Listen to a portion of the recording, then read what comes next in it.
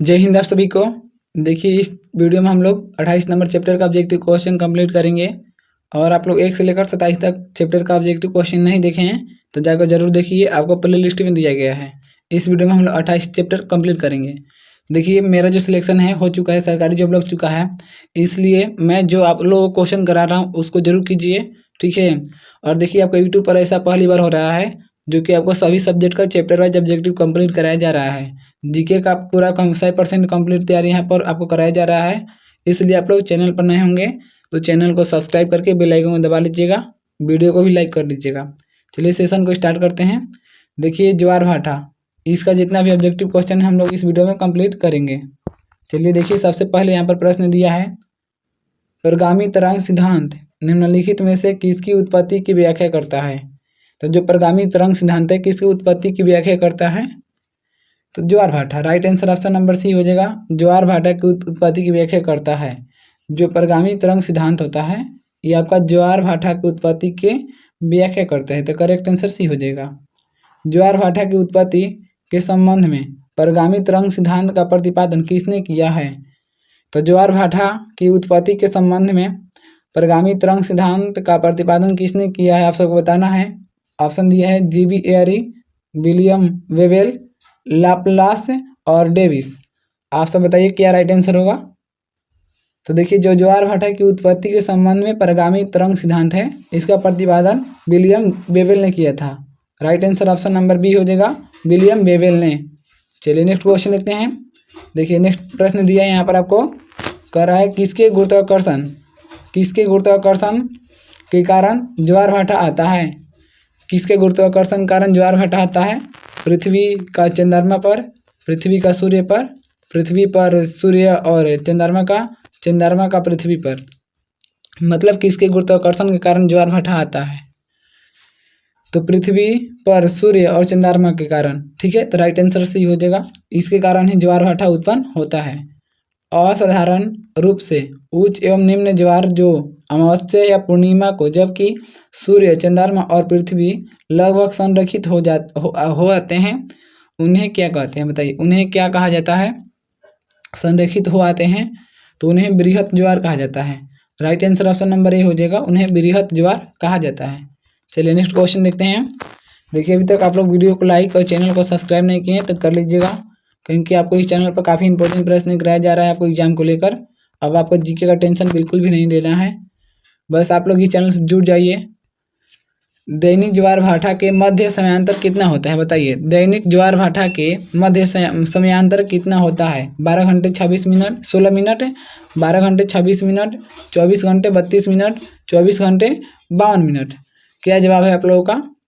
तो देखिए जो दैनिक ज्वार भाटा के मध्य समयांतर होता है ना आपका 24 घंटे 52 मिनट होता है। राइट आंसर डी हो जाएगा, 24 घंटे 52 मिनट। अर्ध दैनिक ज्वार भाटा प्रायः कितने समय बाद आता है। अर्ध दैनिक ज्वार भाटा प्रायः कितने समय बाद आता है। 12 घंटे 16 मिनट, 12 घंटे 26 मिनट, 24 घंटे 52 मिनट, 24 घंटे 26 मिनट। बताइए क्या जवाब है आप लोगों का। तो देखिए यहाँ पर आपका राइट आंसर हो जाएगा 12 घंटे 26 मिनट। राइट आंसर बी हो जाएगा, जो अर्ध दैनिक ज्वार भाटा है ये आपका 12 घंटे 26 मिनट के बाद आता है। करेक्ट आंसर बी हो जाएगा। चलिए नेक्स्ट क्वेश्चन देखते हैं। देखिए हम लोग पीछे वाले वीडियो में काफ़ी इंपॉर्टेंट चैप्टर का काफ़ी इंपॉर्टेंट क्वेश्चन कंप्लीट किए हैं, वहाँ सबका बहुत सारा एग्जाम में क्वेश्चन पूछने वाला है, ठीक है। तो आप लोग उसको जरूर देखिएगा। जब सूर्य एवं चंद्रमा पृथ्वी के निकटतम पहुँच कर सीधी अवस्था प्राप्त कर लेती है तो ऐसी स्थिति में आने वाले ज्वार को क्या कहते हैं बताइए। तो ऐसी स्थिति में आने वाले ज्वार को क्या कहा जाता है। तो ऐसी स्थिति में आने वाले ज्वार को बृहत ज्वार कहते हैं। राइट आंसर ये हो जाएगा, बृहत ज्वार। महासागरीय और समुद्रों में ज्वार भाटाएं किसके कारण आती है बताइए। महासागरीय और समुद्रों में ज्वार भाटा किसके कारण आता है। सूर्य का गुरुत्वीय बल के कारण, चंद्रमा का गुरुत्वीय बल के कारण, पृथ्वी का अपकेंद्रीय बल के कारण। बताइए। देखिए नीचे आपका ऑप्शन दिया है, बताना केवल एक सही है या आपका 2 3 सही है, इस तरीके से बताना है। तो देखिए यहाँ पर आपको सूर्य का गुरुत्वीय बल के कारण, चंद्रमा का पृथ्वी पर गुरुत्वीय बल के कारण और पृथ्वी का अपकेंद्रीय बल के कारण, ये तीनों कारण आता है। तो राइट आंसर डी हो जाएगा, 1 2 और 3 तीनों सही है। नेक्स्ट क्वेश्चन देखिए, यहाँ पर देखिए एक तरफ कथन दिया है, एक तरफ कारण दिया है, ठीक है। किसी भी स्थान पर प्रत्येक महीने की शुक्ल पक्ष एवं कृष्ण पक्ष की सप्तमी अष्टमी को लघु ज्वार का मतलब लघु ज्वार आता है। और कारण दिया है कि इस दिन सूर्य और चंद्रमा समकोणिक स्थिति में होते हैं। अब आप सभी को बताना है ऑप्शन देखकर क्या राइट आंसर होगा। तो देखिए ए और आर दोनों सही है तथा आर ए की सही व्याख्या करता है, तो राइट आंसर ऑप्शन नंबर आपको ए हो जाएगा। चलिए नेक्स्ट क्वेश्चन देखते हैं। देखिए इसी तरह यहाँ भी प्रश्न दिया है, एक तरफ कथन एक तरफ आपको दिया है कारण। बृहद ज्वार प्रत्येक महीने की अमावस्या तथा पूर्णिमा को आता है और इस दिन सूर्य पृथ्वी और चंद्रमा एक सीधी रेखा में होते हैं। तो बताइए क्या जवाब है। देखिए ऑप्शन नंबर ए राइट हो जाएगा आपका, ए और आर दोनों सही है तथा आर ए की सही व्याख्या करता है। चलिए नेक्स्ट क्वेश्चन देखते हैं। निम्नलिखित में से कौन सा कथन सही है, आप लोग बताइए कौन सा कथन सही है। यहाँ पर आपको सही कथन बताना है। तो देखिए किसी भी स्थान पर दो ज्वारों के बीच 12 घंटे 52 मिनट का अंतर होता है, ये तो सही है। लघु ज्वार में सामान्य ज्वार से 20% ज्वार मतलब 20% नीचा ज्वार आता है, ये भी सही है। जब सूर्य चंद्रमा और पृथ्वी एक सीधे में होते हैं तो बृहद ज्वार आता है, ये भी सही है। तो ये सभी राइट आंसर हो जाएगा इनमें सभी। चलिए नेक्स्ट क्वेश्चन देखते हैं। विश्व में सबसे ऊंचा ज्वार कहाँ आता है, बताइए। विश्व में सबसे ऊंचा ज्वार कहाँ आता है। पूरे विश्व में सबसे ऊंचा ज्वार जो होता है आता है आपका फंडी की खाड़ी में आता है। विश्व में सबसे ऊंचा ज्वार फंडी की खाड़ी में आता है। ज्वार भाटा की उत्पत्ति में निम्नलिखित में से किसका प्रभाव अधिक होता है, बताइए। ज्वार भाटा की उत्पत्ति में सबसे अधिक प्रभाव किसका होता है। तो ज्वार भाटा की उत्पत्ति में सबसे अधिक प्रभाव आपका होता है चंद्रमा का। ज्वार भाटा की उत्पत्ति में सबसे अधिक प्रभाव चंद्रमा का होता है। आमतौर पर बृहद ज्वार भाटा और लघु ज्वार भाटा के बीच कितने दिनों का अंतर होता है, बताइए। आमतौर पर बृहद ज्वार भाटा और लघु ज्वार भाटा के बीच का अंतर कितना होता है, कितने दिनों का, तो 7 दिनों का होता है। राइट आंसर ऑप्शन नंबर आपका डी हो जाएगा, 7 दिनों का अंतर होता है। तो देखा क्योंकि मेरा भी सिलेक्शन हो गया है इसलिए मैं आप सबसे यही रिक्वेस्ट करता हूं कि आप लोग भी इस चैनल से जुड़ जाइएगा और जितना मैं पढ़ा रहा हूं उतना आप लोग कीजिए, ठीक है। चलिए सेशन को स्टार्ट करते हैं। देखिए सबसे पहले यहाँ पर प्रश्न दिया है, जल के आयतन के आधार पर विश्व की सबसे बड़ी नदी कौन सी है। तो जल के आयतन के आधार पर विश्व की सबसे बड़ी नदी बताना है कि जल के आयतन के आधार पर विश्व की सबसे बड़ी नदी कौन सी है। तो right answer option number D हो जाएगा, अमेजन। अमेजन नदी जो है ये जल के आयतन के आधार पर विश्व की सबसे बड़ी नदी है, अमेजन नदी। Right answer option number D हो जाएगा। निम्न में से कौन सी नदी भ्रंश घाटी से होकर बहती है। कौन सी नदी है जो भ्रंश घाटी से होकर बहती है। तो और आप लोग को आंसर पता है तो आप लोग भी कमेंट कर सकते हैं। तो आप लोगों को बताना है कि भ्रंश घाटी से होकर कौन सी नदी बहती है। तो राइन नदी, ऑप्शन नंबर डी हो जाएगा। राइन नदी जो है आपको ये भ्रंश घाटी से होकर बहती है। वोल्गा नदी कहाँ गिरती है। वोल्गा नदी जो है, वोल्गा नदी कहाँ गिरती है। आप सभी को बताना है कि वोल्गा नदी जो है कहाँ गिरती है। तो कैस्पियन सागर में, ऑप्शन नंबर आपको बी हो जाएगा। वोल्गा नदी जो है कैस्पियन सागर में गिरती है, करेक्ट आंसर बी हो जाएगा। चलिए नेक्स्ट क्वेश्चन देखते हैं। देखिए काफ़ी इंपॉर्टेंट प्रश्न है। आप लोग डेली शाम को 6 बजे जुड़िए और अगर आप लोग को जीएस कंप्लीट करना है तो जीएस के लिए क्लास चलता है 8 बजे, ठीक है। 8 बजे जुड़िए आप लोग जीएस के लिए, और जीके के लिए, स्पेशल जीके के लिए आप लोग 6 बजे शाम को जुड़िए। और आप देखिए आपका जो है ग्रुप डिस्कशन भी चलता है 9 बजे रात को लाइव क्लास में, ठीक है। तो ये क्लास जरूर ज्वाइन कीजिए, आपको यहाँ पर आपको ग्रुप डिस्कशन चलता है, ठीक है। तो ये तीनों क्लास आप लोग अटेंड कीजिएगा जरूर, ठीक है। तो चलिए स्टार्ट करते हैं। चलिए अगला प्रश्न देखते हैं हम लोग। किस सभ्यता को नील नदी का वरदान कहा जाता है, बताइए। किस सभ्यता को नील नदी का वरदान कहा जाता है। तो देखिए राइट आंसर डी हो जाएगा, मिस्र की सभ्यता। मिस्र की सभ्यता को ही नील नदी का वरदान कहा जाता है। तो राइट आंसर ऑप्शन नंबर आपको डी हो जाएगा, क्योंकि नील नदी को ही मिस्र सभ्यता का वरदान कहा जाता है। यूरोप की कौन सी नदी कोयला नदी के नाम से जानी जाती है, बताइए। यूरोप की कौन सी नदी जो है कोयला नदी के नाम से भी जानी जाती है। तो देखिए आपका राइट आंसर हो जाएगा ऑप्शन नंबर बी, ठीक है, राइन नदी। राइन नदी को यूरोप का कोयला नदी के नाम से जाना जाता है। तो यूरोप का कोयला नदी कौन सी है, तो राइन नदी। राइट आंसर ऑप्शन नंबर आपको बी हो जाएगा। उम्मीद करते होंगे कि आप लोगों को अच्छी तरीके से समझ में आ रहा होगा प्रश्न सभी के सभी। चलिए देखिए अगला प्रश्न आपको दिया है, विश्व की सबसे व्यस्त व्यापारिक नदी है, मतलब विश्व की कौन सी सबसे व्यस्त व्यापारिक नदी है, मतलब उस नदी से व्यापार होता है। ठीक है, तो आप लोग बताना है विश्व की सबसे कौन व्यस्त व्यापारिक नदी है, आप लोग बताना है। आप लोगों का ऑप्शन आपके सामने है। तो देखिए आपका राइट आंसर हो जाएगा ऑप्शन नंबर सी, राइन नदी।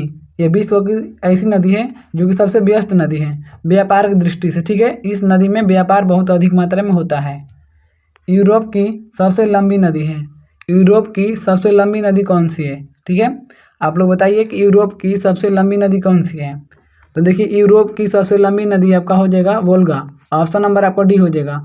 यूरोप की सबसे लंबी नदी आपका वोल्गा नदी हो जाएगा, करेक्ट आंसर डी हो जाएगा। ठीक है, निम्नलिखित नदियों में से कौन सी विषुवत रेखा को 2 बार पार करती है, बताइए। कौन सी नदी जो है विषुवत रेखा को 2 बार पार करती है, विषुवत रेखा को 2 बार पार करती है, वो कौन सी नदी है? तो उसको जायरे नदी कहते हैं, जायरे, करेक्ट आंसर ये हो जाएगा। विषुवत रेखा को 2 बार पार करती है उसको जायरे नदी कहते हैं। चलिए आपके पास अगला प्रश्न है, बताइएगा सभी लोग। देखिए प्रश्न आपको दिया है, पुराना मतलब पुराना तथा परागे, मतलब पुराना तथा परागवे नदियों के संगम के पश्चात इसका सम्मिलित नाम हो जाता है। यानी कि जो मतलब पुराना है और परागवे जो नदियां हैं उसके संगम के बाद मतलब क्या नाम पड़ता है, यही बताना है आप लोगों को। कि जब आपस में जब दो नदियाँ मिल जाती है तो उसका नाम क्या पड़ जाता है, तो उसको बोलते हैं हम लोग ला प्लाटा। राइट आंसर आपको डी हो जाएगा, उसको ला प्लाटा कहा जाता है, करेक्ट आंसर आपको डी हो जाएगा। निम्नलिखित में से किस नदी का उद्गम भूमध्य रेखा के समीप से होता है? किस नदी का उद्गम भूमध्य रेखा के समीप से होता है, बताइए आप लोग कि किस नदी का उद्गम भूमध्य रेखा के समीप से होता है। तो देखिए आपका राइट आंसर बी हो जाएगा, नील नदी। नील नदी का जो उद्गम है ना आपका भूमध्य रेखा के समीप से होता है। नील नदी का उद्गम भूमध्य रेखा के समीप से होता है। विश्व की सर्वाधिक विश्वासघाती नदी किसको कहा जाता है? तो विश्व की सर्वाधिक विश्वासघाती नदी किसको कहा जाता है, आप लोगों को बताना है। तो देखिए राइट आंसर आपको डी हो जाएगा, हवांगहो। हवांगहो जो नदी है ये विश्व की सबसे ज़्यादा विश्वासघाती नदी है, राइट आंसर आपको डी हो जाएगा। ठीक है, चलिए आपके पास अगला प्रश्न है, बताइएगा। देखिए अभी तक आप लोग वीडियो को लाइक नहीं किए तो वीडियो को लाइक और चैनल को सब्सक्राइब जरूर कर लीजिएगा, क्योंकि देखिए आपको यूट्यूब पर ऐसा पहली बार सेशन चलाया जा रहा है बिल्कुल फ्री में, आपको एक भी पैसा नहीं लगेगा। ठीक है, बस आप लोग इस चैनल को सब्सक्राइब कर लीजिएगा और वीडियो को बस अपना एक लाइक जरूर कर दीजिएगा, क्योंकि देखिए वीडियो बनाने में बहुत मेहनत लगता है और आप लोग लाइक करते हैं तो मुझे मोटिवेशन मिलता है कि नहीं आप लोग इस चैनल से आप लोग पढ़ना चाहते हैं। ठीक है, तो अपना लाइक ज़रूर कर दीजिए, क्योंकि अगर आप लाइक नहीं करेंगे तो आपका लाइक जो है बेकार ही जाएगा ना, इसलिए अपना लाइक जरूर कीजिए। दिया काहे के लिए है। निम्नलिखित में से कौन सी नदी मकर रेखा से 2 बार गुजरती है, बताइए। कौन सी नदी मकर रेखा से 2 बार गुजरती है, आप लोगों को बताना है कि मकर रेखा से कौन सी नदी 2 बार गुजरती है। तो राइट आंसर बी हो जाएगा, लिम्पोपो। लिम्पोपो नदी जो है ना ये मकर रेखा से 2 बार गुजरती है, मकर रेखा से 2 बार गुजरती है। किस नदी को यूरोपीय व्यापार की जीवन रेखा कहा जाता है?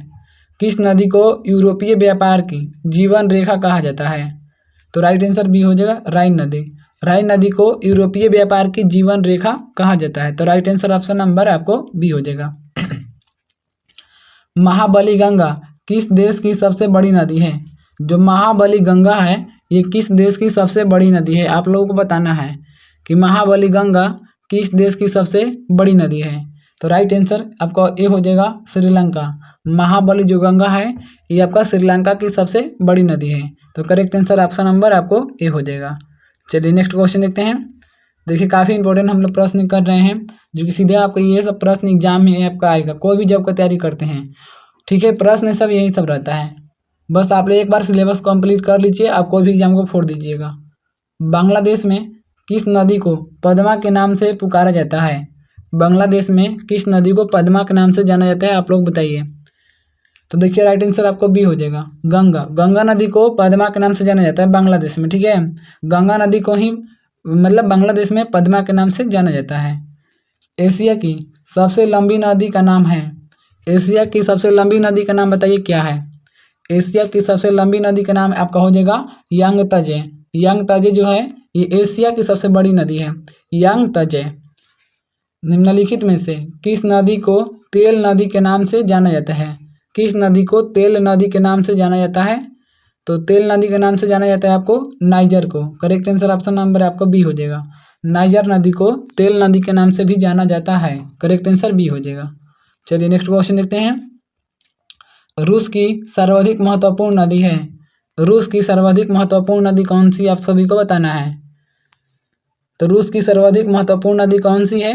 तो देखिए आपका right answer option number D हो जाएगा, वोल्गा। जो रूस की सर्वाधिक महत्वपूर्ण नदी है वो वोल्गा नदी है। वोल्गा नदी रूस की सर्वाधिक महत्वपूर्ण नदी है, वोल्गा। ठीक है। लाल नदी किस देश में बहती है? लाल नदी यानी कि रेड रिवर। रेड रिवर जो है किस देश में बहती है, आप सभी को बताना है कि लाल नदी जो है ये कौन से देश में बहती है। तो देखिए राइट आंसर डी हो जाएगा आपको, वियतनाम में। वियतनाम में आपको लाल नदी बहती है, वियतनाम में। राइट आंसर डी हो जाएगा। एशिया की विशाल नदी मेकांग निम्नलिखित देशों में से किसमें नहीं बहती है, बताइए। एशिया की एशिया की जो विशाल नदी है वो मेकांग नदी है। ठीक है। और ये कौन से देश में नहीं बहती है, बताइए। एशिया की सबसे विशाल नदी है आपका मेकांग नदी, और ये कौन से देश में नहीं बहती है? तो मलेशिया में। Right answer option number B हो जाएगा, ये मलेशिया में नहीं बहती है। तो करेक्ट आंसर ऑप्शन नंबर आपको बी हो जाएगा। चलिए नेक्स्ट क्वेश्चन देखते हैं। देखिए सीन नदी कहाँ बहती है, बताइए। सीन नदी कहाँ बहती है, बताइए सभी लोग। सीन नदी कहाँ बहती है? तो देखिए सीन नदी जो है आपका फ्रांस में बहती है। राइट आंसर बी हो जाएगा। जो सीन नदी है आपका, सीन नदी फ्रांस में बहती है। मर्गे डार्लिंग नदी कहाँ बहती है, बताइए। मर्रे डार्लिंग नदी कहाँ बहती है? आप सभी को बताना है कि मर्रे डार्लिंग नदी जो है कहाँ बहती है। तो देखिए जो मर्रे डार्लिंग नदी है आपका ऑस्ट्रेलिया में बहती है। राइट आंसर डी हो जाएगा, मर्रे डार्लिंग नदी आपका ऑस्ट्रेलिया में बहती है। नेक्स्ट क्वेश्चन देखते हैं। देखिए नदी जो समुद्र में मिलने से पूर्व एक विस्तृत मरुस्थल से गुजरती है वह है, बताइए। यानी कि नदी जो समुद्र में मिलने से पहले एक विस्तृत मरुस्थल से गुजरती है, वह कौन सी नदी है, आप लोगों को बताना है। देखिए उस नदी को हम लोग कहते हैं कोलोरेडो। राइट आंसर डी हो जाएगा, कोलोरेडो। करेक्ट आंसर आपको डी हो जाएगा। वीडियो में शुरू से अंत तक बने रहिएगा, ठीक है। चलिए देखिए सबसे पहले क्वेश्चन आपके पास आ गया है। निम्नलिखित में से कौन सा शहर नीली एवं सफ़ेद नील के संगम पर स्थित है, बताइए। कौन सा शहर है जो नीली और सफ़ेद नील के संगम पर स्थित है, आप सभी को बताना है। तो देखिए खार्तूम जो शहर है ना, ये आपका जो खार्तूम शहर है आपका नीली और सफ़ेद नील के संगम पर स्थित है। राइट आंसर सी हो जाएगा। कौन सा शहर मिसिसिपी तथा मिसौरी के संगम पर स्थित है? कौन सा शहर जो है मिसिसिपी तथा मिसौरी के संगम पर स्थित है, आपको बताना है कौन सा शहर है। तो देखिए सेंट लुइस जो शहर है आपका मिसिसिपी और मिसौरी के संगम पर स्थित है। तो राइट आंसर आपको बी हो जाएगा। कौन सा शहर दजला एवं फरात नदियों के संगम पर स्थित है? कौन सा शहर जो है दजला एवं फरात नदियों के संगम पर है? तो देखिए बसरा जो शहर है ना आपका, ये आपका दजला और फरात नदियों के संगम पर है, बसरा शहर। राइट आंसर डी हो जाएगा। चलिए नेक्स्ट क्वेश्चन देखते हैं। कौन सा शहर डिलोवेयर तथा अस्चुतकील नदियों के संगम पर स्थित है? बताना है कौन सा शहर जो है डिलोवेयर तथा अस्चुतकील नदियों के संगम पर है। तो देखिए यहाँ पर राइट आंसर हो जाएगा आपका फिलाडेल्फिया। राइट आंसर आपका डी हो जाएगा, फिलाडेल्फिया है। लंदन किस नदी के किनारे स्थित है, बताइए। लंदन जो है काफ़ी इंपॉर्टेंट प्रश्न है। लंदन किस नदी के किनारे है आपका है? तो देखिए थेम्स नदी के हैं। लंदन जो है थेम्स नदी किनारे स्थित है। राइट आंसर बी हो जाएगा। पेरिस शहर किस नदी के तट पर स्थित है? जो पेरिस शहर है ये कौन सा नदी के तट पर है? पेरिस। तो देखिए जो पेरिस है ना, पेरिस आपका सीन नदी के तट पर है। पेरिस आपका सीन नदी के तट पर स्थित है। राइट आंसर सी हो जाएगा।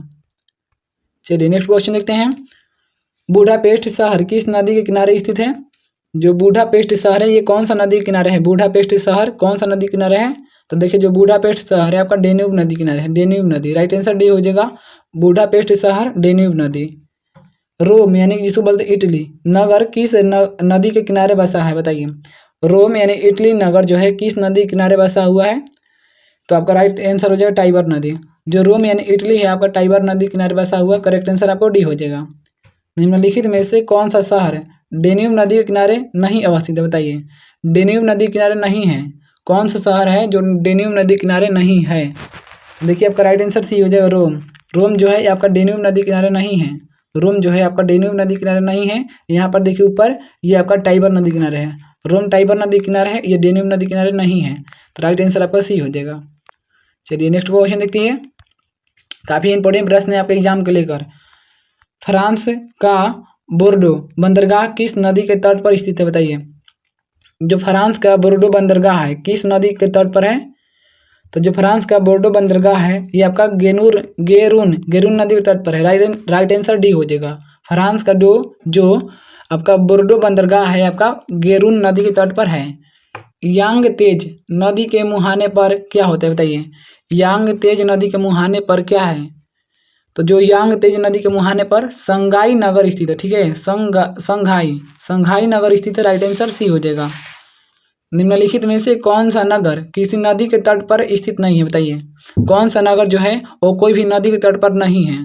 तो कोई भी नदी के तट पर नहीं है, उसका नाम है इस्तांबुल। इस्तांबुल जो है यहाँ पर कोई भी नदी के किनारे नहीं बसा हुआ। इस्तांबुल राइट आंसर आपको बी हो जाएगा, इस्तांबुल। चलिए नेक्स्ट क्वेश्चन देखते हैं हम। देखिए अभी तक आप लोग वीडियो को लाइक और चैनल को सब्सक्राइब नहीं किए हैं तो आप कर लीजिए, क्योंकि आपको इस चैनल जो है आपका काफ़ी इस चैनल से प्रॉफिट होने वाला है। ये आपका चैनल बहुत आपका जीवन में रंग लाएगा। ठीक है, आपका लाइफ चेंज कर देगा, इसलिए आप लोग चैनल से जरूर जुड़िए। निम्नांकित में से किसका सुमेलन नहीं है, मतलब किसका मिलान गलत है बताइए, किसका मिलान सही नहीं है। तो देखिए जो वियना है ना, देखिए यहाँ पर देखिए वान राइन नदी किनारे तो सही है। काहिरा जो है नील नदी किनारे है। न्यूयॉर्क हडसन नदी किनारे है। लेकिन वियना आपका जो है ना ये आपका वोल्गा नदी किनारे नहीं है। तो ये आपका रॉन्ग क्वेश्चन है। राइट आंसर आपको डी हो जाएगा, ऑप्शन नंबर डी। निम्नलिखित में से कौन सा जोड़ा सही सुमेलित है बताइए। कौन सा जोड़ा जो है सही है, कौन सा जोड़ा सही है। तो देखिए यहाँ पर बगदाद जो है ना टिग्रिस नदी किनारे, ये आपका राइट आंसर है। बगदाद जो है ये टिग्रिस नदी किनारे बसा हुआ बगदाद है। राइट आंसर आपका ऑप्शन नंबर ए हो जाएगा। नेक्स्ट क्वेश्चन देखिए। हैमबर्ग किस नदी के मुहाने पर स्थित है बताइए। हैमबर्ग किस नदी के मुहाने पर है। तो देखिए जो हैमबर्ग है ये आपका एल्ब नदी किनारे है। एल्ब नदी किनारे बसा हुआ है हैमबर्ग। राइट आंसर ये हो जाएगा। निम्न में से कौन सा शहर नील नदी किनारे बसा हुआ है बताइए। कौन सा शहर जो है वो नील नदी किनारे पर बसा हुआ है, नील नदी के तट पर है। देखिए खार्तूम जो शहर है ना आपका नील नदी किनारे। खार्तूम आपका नील नदी किनारे पर बसा हुआ है। मेकांग डेल्टा कहाँ स्थित है बताइए। जो मेकांग डेल्टा है ये आपका कहाँ है। तो देखिए जो मेकांग डेल्टा है आपका वियतनाम में है। राइट आंसर आपको डी हो जाएगा। मेकांग डेल्टा वियतनाम में स्थित है, वियतनाम। Right answer D. चलिए नेक्स्ट क्वेश्चन देखते हैं। निम्नलिखित युग्म में से कौन सा एक सही सुमेलित नहीं है बताइए। निम्नलिखित युग्म में से कौन सा एक सही नहीं है, इनको गलत है। तो देखिए आपका लंदन आपका टेम्स नदी किनारे राइट है। वियना जो है डेनियम नदी किनारे है। न्यूयॉर्क आपका हडसन नदी किनारे है। लेकिन जो बर्लिन है ना, बर्लिन आपका ये राइन नदी किनारे नहीं है। राइट आंसर आपको ए हो जाएगा, यही आपका गलत है। वियना शहर किस नदी किनारे बसा हुआ है बताइए। वियना शहर किस नदी किनारे है, तो ये बताइए। यहाँ पर देखिए वियना शहर जो डेनियम नदी किनारे है। तो राइट आंसर आपका ऑप्शन नंबर ए हो जाएगा। वियना शहर डेनियम नदी किनारे बसा हुआ है। ऑप्शन नंबर ए हो जाएगा राइट आंसर। ब्यूनस आयर्स और मोंटेविडियो किस नदी के किनारे मतलब किनारे बसे हैं बताइए। ब्यूनस आयर्स और मोंटेविडियो किस नदी के किनारे बसा हुआ है। तो राइट आंसर आपको हो जाएगा option number A, river plate के किनारे बसा हुआ है। ऑप्शन नंबर ए हो जाएगा। चलिए अगला क्वेश्चन देखते हैं। देखिए यहाँ पर सूची 1 से सूची 2 को आपको मिलान करना है। एक तरफ शहर दिया है और एक तरफ आपको नदी दिया है। ठीक है, एक तरफ शहर एक तरफ नदी दिया है, आपको मिलान करने हैं। आप लोग बताइए कौन सा राइट आंसर होगा। देखिए जो जबलपुर है ना, जबलपुर आपका नर्मदा नदी किनारे है। जबलपुर नर्मदा नदी किनारे है। आपका पेरिस जो है आपका सिंध नदी किनारे है। पेरिस सिंध नदी किनारे है। और लंदन जो है आपका लंदन जो है आपका थेम्स नदी किनारे है। और जो लाहौर है, लाहौर रावी नदी किनारे बसा हुआ है। तो इसके अनुसार ऑप्शन नंबर आपका यहाँ पर ए हो जाएगा। राइट आंसर ए हो जाएगा ऑप्शन नंबर। चलिए नेक्स्ट क्वेश्चन देखते हैं। और आप स्क्रीनशॉट लेना चाहते हैं तो स्क्रीनशॉट भी ले सकते हैं, ताकि ये सब देखिए आपका ये सब जो है काफ़ी इंपॉर्टेंट प्रश्न है। देखिए एक तरफ नदी एक तरफ मतलब एक तरफ नगर है एक तरफ नदी है। आप सभी को बताना है कौन सा करेक्ट आंसर होगा। देखिए जो बेकांग है ना, बेकांग आपका मेनाम यानी कि चाओ फ्राया नदी के किनारे बसा हुआ है। नोमपेन जो नोमपेन है, नोमपेन आपका मिकांगो नदी के किनारे बसा हुआ है। हनोई जो है आपका लाल नदी जिसको बोलते हैं रेड रिवर के किनारे बसा हुआ है। और यांगून यांगून जो आपका इरावदी नदी के किनारे बसा हुआ है। तो इसका अनुसार ऑप्शन नंबर ए हो जाएगा करेक्ट आंसर। चलिए नेक्स्ट क्वेश्चन देखते हैं। यहाँ पर देखिए नेक्स्ट प्रश्न दिया है, बताइएगा। यहाँ पर एक तरफ नगर एक तरफ नदी दिया हुआ है, बताइए। एक तरफ नगर है एक तरफ नदी है, तो देखिए जो इसका राइट आंसर होगा ना आपका लंदन जो है, लंदन आपका टेम्स नदी किनारे है, लंदन आपका टेम्स नदी किनारे बसा हुआ है। एंटवर्प जो एंटवर्प है आपका सेल्ट नदी किनारे है, एंटवर्प सेल्ट नदी किनारे बसा हुआ है। और रोटरडम जो है ये आपका राइन नदी किनारे है, रोटरडम राइन नदी किनारे बसा हुआ है। और हैम्बर्ग जो है आपका इल्बे नदी के बसा हुआ है, इल्बे नदी किनारे, हैम्बर्ग इल्बे नदी किनारे बसा हुआ है। तो इसके अनुसार ऑप्शन नंबर आपका डी हो जाएगा, राइट आंसर डी। चलिए नेक्स्ट क्वेश्चन देखते हैं। देखिए एक तरफ यहाँ पर आपको नदी दिया हुआ है, एक तरफ शहर दिया हुआ है, मतलब इस नदी किनारे कौन सा शहर बसा हुआ है आपको बताना है। तो देखिए यहाँ पर आपका हो जाएगा सत अल अरब। सत अल अरब जो है, सत अल अरब नदी किनारे आपका जो शहर है आपका बसरा है। सत अल अरब जो नदी किनारे बसा हुआ शहर उसका नाम है बसरा। और पराग्वे नदी किनारे आपका बसा हुआ शहर नाम है उसका मतलब एस सी एन नाइजर किनारे आपका जो बसा हुआ शहर का नाम है आपका नियामी। और डेन्यूब नदी जो है आपका बियना, ठीक है, डेन्यूब नदी किनारे बियना शहर है। तो इसके अनुसार आपका ऑप्शन नंबर डी हो जाएगा राइट आंसर। चलिए नेक्स्ट क्वेश्चन देखते हैं। देखिए यहाँ पर आपका प्रश्न दिया है नगर और नदी, एक तरफ नगर दिया है एक तरफ नदी दिया है। तो देखिए यहाँ पर जो बर्लिन है, बर्लिन आपका जो है आपका ये आपका स्प्री नदी के किनारे बसा हुआ है, बर्लिन स्प्री नदी किनारे है। और जो लाहौर है, लाहौर आपका रावी नदी किनारे बसा हुआ है, लाहौर आपका रावी नदी के किनारे है। न्यूयॉर्क जो न्यूयॉर्क आपका है ये आपका हडसन नदी किनारे आपका बसा हुआ है, जो न्यूयॉर्क आपका हडसन नदी किनारे है। और जो रोम है रोम टाइबर नदी किनारे है। तो इसका अनुसार ऑप्शन नंबर आपको बी हो जाएगा। तो देखिए अगर आप लोग इस चैनल पर नए हैं तो चैनल को सब्सक्राइब करके बेल आइकन को जरूर दबा लीजिएगा, वीडियो को भी लाइक कर लीजिएगा। देखिए मेरा भी सरकारी जॉब हो चुका है, मेरा भी सिलेक्शन हो गया है। अगर आप लोग भी सिलेक्शन लेना चाहते हैं तो आप लोग इस चैनल से ज़रूर जुड़िए, और जितना हम करा रहे हैं पढ़ा रहे हैं आप लोग उतना कीजिए, ठीक है। देखिए हम लोग ये वीडियो में 30 नंबर चैप्टर का ऑब्जेक्टिव क्वेश्चन देख रहे हैं। पीछे वाले वीडियो में हम लोग 1 से लेकर 29 तक चैप्टर का ऑब्जेक्टिव क्वेश्चन कंप्लीट कर लिए हैं।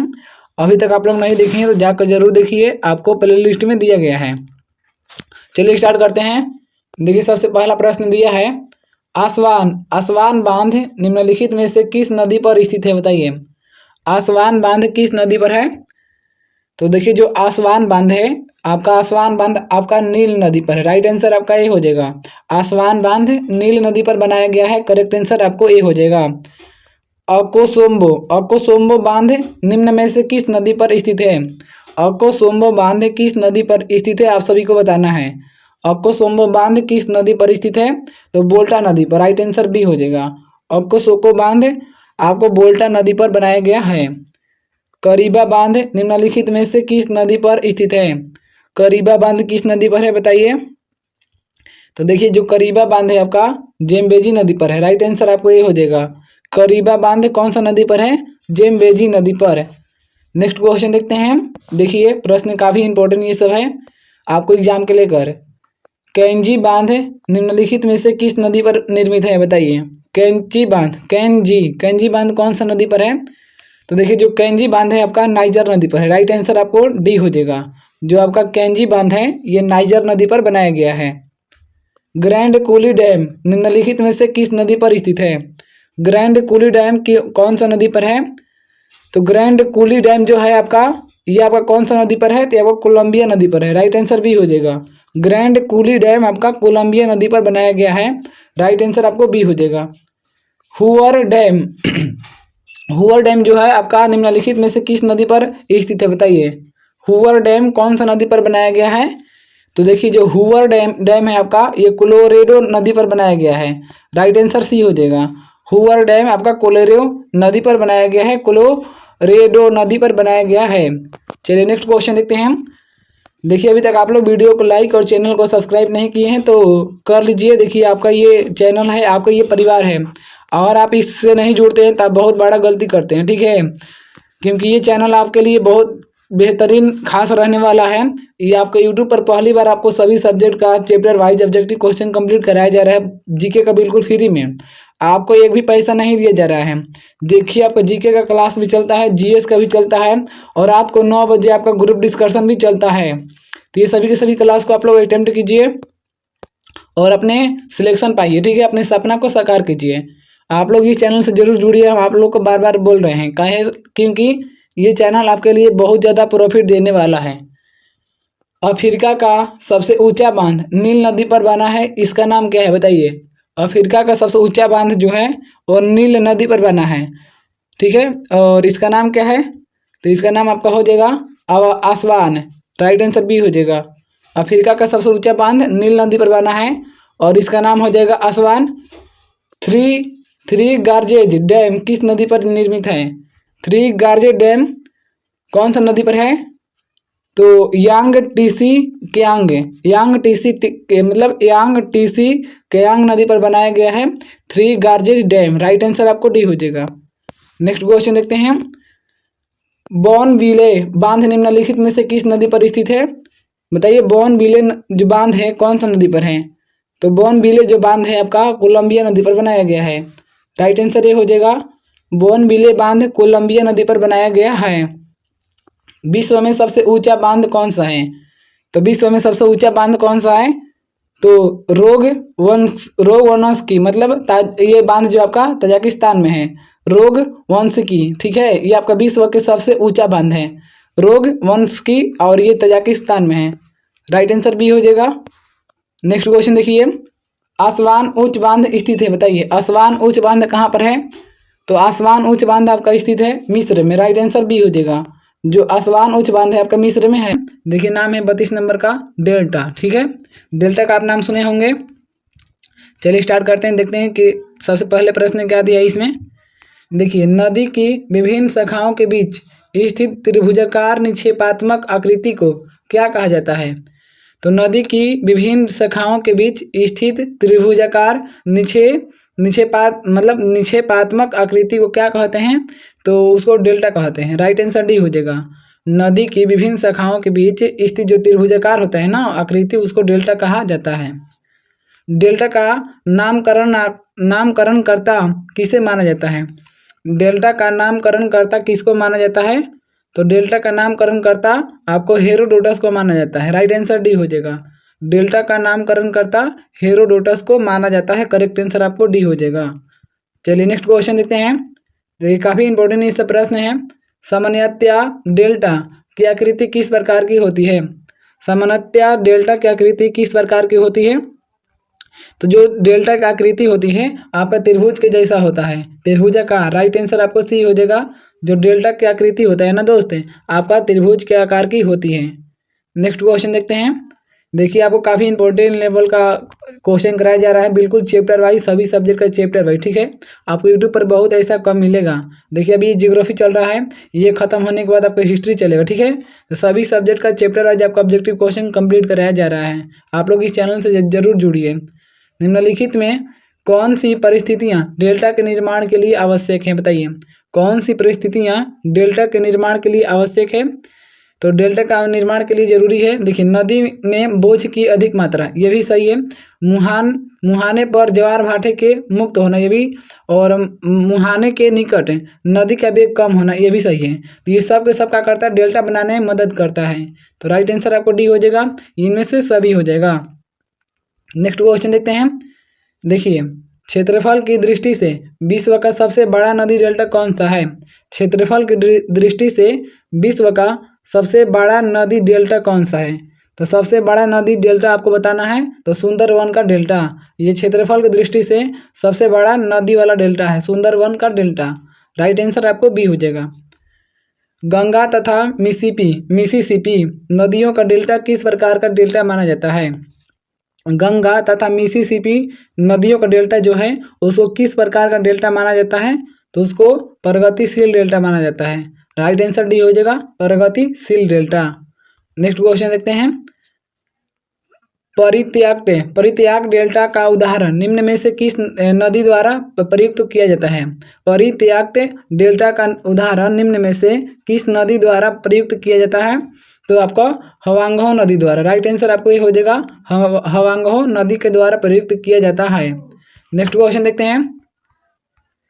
देखिए काफ़ी इंपॉर्टेंट प्रश्न ये सब दिया है। नर्मदा और तापी किस प्रकार के डेल्टा का निर्माण करती है? नर्मदा नदी और तापी नदी ये किस प्रकार का डेल्टा बनाती है, आप सबको बताना है। तो देखिए जो नर्मदा नदी है और तापी नदी है, तो नर्मदा और तापी दोनों मिलती है तो ज्वार ज्वार मतलब ज्वार नदमुखी बनाती है, ज्वार नदमुखी डेल्टा बनाती है। राइट आंसर आपको सी हो जाएगा। कौन सी नदी पंजाकार पंजाकार डेल्टा का सुंदर उदाहरण मतलब प्रस्तुत करता है? कौन सा नदी पंजाकार डेल्टा का सुंदर उदाहरण प्रस्तुत करता है? तो आपका राइट आंसर हो जाएगा ऑप्शन नंबर सी हो जाएगा मिसिसिपी। मिसिसिपी जो नदी है ये आपका मतलब पांजा के जैसा डेल्टा का निर्माण करती है। निम्नलिखित में से किस नदी का डेल्टा चिड़िया के पर जैसा होता है?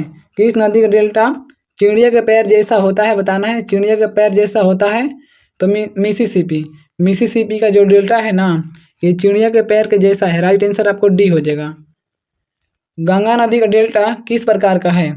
गंगा नदी का जो डेल्टा है किस प्रकार का है? तो देखिए गंगा नदी का जो डेल्टा है आपका चापाकार है, चापाकार। राइट आंसर आपका ऑप्शन नंबर ए हो जाएगा। गंगा नदी का डेल्टा चापाकार होता है। राइट आंसर ए हो जाएगा। नेक्स्ट क्वेश्चन देखते हैं। देखिए सब काफ़ी इंपॉर्टेंट प्रश्न है। देखिए अभी तक आप लोग वीडियो को लाइक नहीं किए तो वीडियो को लाइक जरूर कीजिए। आपका एक लाइक से हमको मोटिवेशन मिलता है कि नहीं आप लोग ऐसे वीडियो देखना चाहते हैं, आप लोग कंप्लीट जीके का तैयारी करना चाहते हैं, इसलिए आप लोग लाइक जरूर कीजिए। गंगा नदी अपने मुहाने पर डेल्टा का निर्माण करती है। यह डेल्टा कहाँ से प्रारंभ होता है? गंगा नदी अपने मुहाने पर डेल्टा का निर्माण करती है। यह डेल्टा कहाँ से प्रारंभ होती है? तो यह जो डेल्टा है आपका गौर से प्रारंभ होती है। राइट आंसर बी हो जाएगा, गौर से। निम्नलिखित में से कौन सी नदी ज्वार नदमुख का निर्माण करती है? कौन सी नदी जो है वो ज्वार नदमुख का निर्माण करती है? आपको बताना है कि ज्वार नदमुख का निर्माण कौन सी नदी करती है। तो नर्मदा। राइट आंसर आपको डी हो जाएगा। नर्मदा नदी ज्वार नदमुख का निर्माण करती है। राइट आंसर आपको ए हो जाएगा, डी हो जाएगा यहाँ पर। नदी द्वारा वृद्धावस्था में किस महत्वपूर्ण स्थलाकृति की रचना होती है? नदी द्वारा वृद्धावस्था में किस महत्वपूर्ण स्थलाकृति की रचना होती है? तो किसकी रचना होती है स्थलाकृति की? तो आपको डेल्टा की। राइट आंसर डी हो जाएगा। यानी कि नदी द्वारा वृद्धावस्था में महत्वपूर्ण स्थलाकृति बनता है आपका डेल्टा। करेक्ट आंसर डी हो जाएगा। नेक्स्ट क्वेश्चन देखते हैं। शुष्क डेल्टा का निर्माण किन क्षेत्रों में कैसे होता है? शुष्क डेल्टा का निर्माण किन क्षेत्रों में कैसे होता है? तो जो शुष्क डेल्टा होता है ना उसका निर्माण होता है आपका पर्वत पाद प्रदेश में, जहाँ नदियाँ पर्वतीय भाग को छोड़कर मैदानी भाग में प्रवेश करती है, वहाँ पर आपका शुष्क डेल्टा का निर्माण होता है। तो राइट आंसर आपका ऑप्शन नंबर बी हो जाएगा। नेक्स्ट क्वेश्चन देखते हैं। रेड रिवर यानी कि लाल नदी, रेड रिवर को किसी को क्या बोलते हैं? लाल नदी के डेल्टा क्षेत्र में कौन सा नगर स्थित है, बताइए। रेड रिवर लाल नदी के क्षेत्र में डेल्टा क्षेत्र में कौन सा नगर स्थित है, बताइए। तो आपका करेक्ट आंसर हो जाएगा ऑप्शन नंबर सी, हनोई। यानी कि रेड रिवर के डेल्टा क्षेत्र में आपका हनोई नगर स्थित है। राइट आंसर आपको सी हो जाएगा। तो देखिए हम लोग उन सभी प्रश्नों को आप लोग जरूर पढ़िए। चलिए स्टार्ट करते हैं अपने सेशन को। देखिए कंप्लीट आप लोग शुरू से अंत तक देखिएगा वीडियो को, आपके लिए ये काफ़ी इम्पोर्टेंट वीडियो है। देखिए सबसे पहले यहाँ पर प्रश्न देखते हैं क्या दिया है। मानचित्र पर बनाई गई वे रेखाएं जो समुद्र से बराबर ऊंचाई वाले स्थानों को मिलाते हैं क्या कहलाती है, बताइए। मानचित्र पर बनाई गई वे रेखाएं जो समुद्र से बराबर ऊंचाई वाले स्थानों को मिलाते हैं क्या कहलाता है? तो उसको हम लोग कहते हैं कंटूर। राइट आंसर डी हो जाएगा। उसको हम लोग क्या कहते हैं? कंटूर कहते हैं। समान वर्षा वाले क्षेत्र को जोड़ने वाली रेखा कही जाती है। तो समान वर्षा वाले क्षेत्र को जोड़ने वाली रेखा कही जाती है। तो जोड़ने वाली रेखा को आइसोहाइट कहते हैं। Right answer option number B हो जाएगा। आइसोहाइट कहा जाता है। करेक्ट आंसर आपको बी हो जाएगा। समान जनसंख्या घनत्व वाले स्थानों को मिलाने वाली रेखाएं हैं। तो समान जनसंख्या घनत्व वाले स्थानों को मिलाने वाली रेखा क्या कहते हैं? तो समान जनसंख्या घनत्व वाले स्थानों को मिलाने वाली रेखा को आइसोपाइक्लिनिक कहते हैं। राइट आंसर आपको डी हो जाएगा। आइसोपाइक्लिनिक, ठीक है, राइट आंसर डी हो जाएगा। चलिए नेक्स्ट क्वेश्चन देखते हैं। देखिए ये सब काफ़ी इंपॉर्टेंट प्रश्न है आपके एग्जाम के लेकर।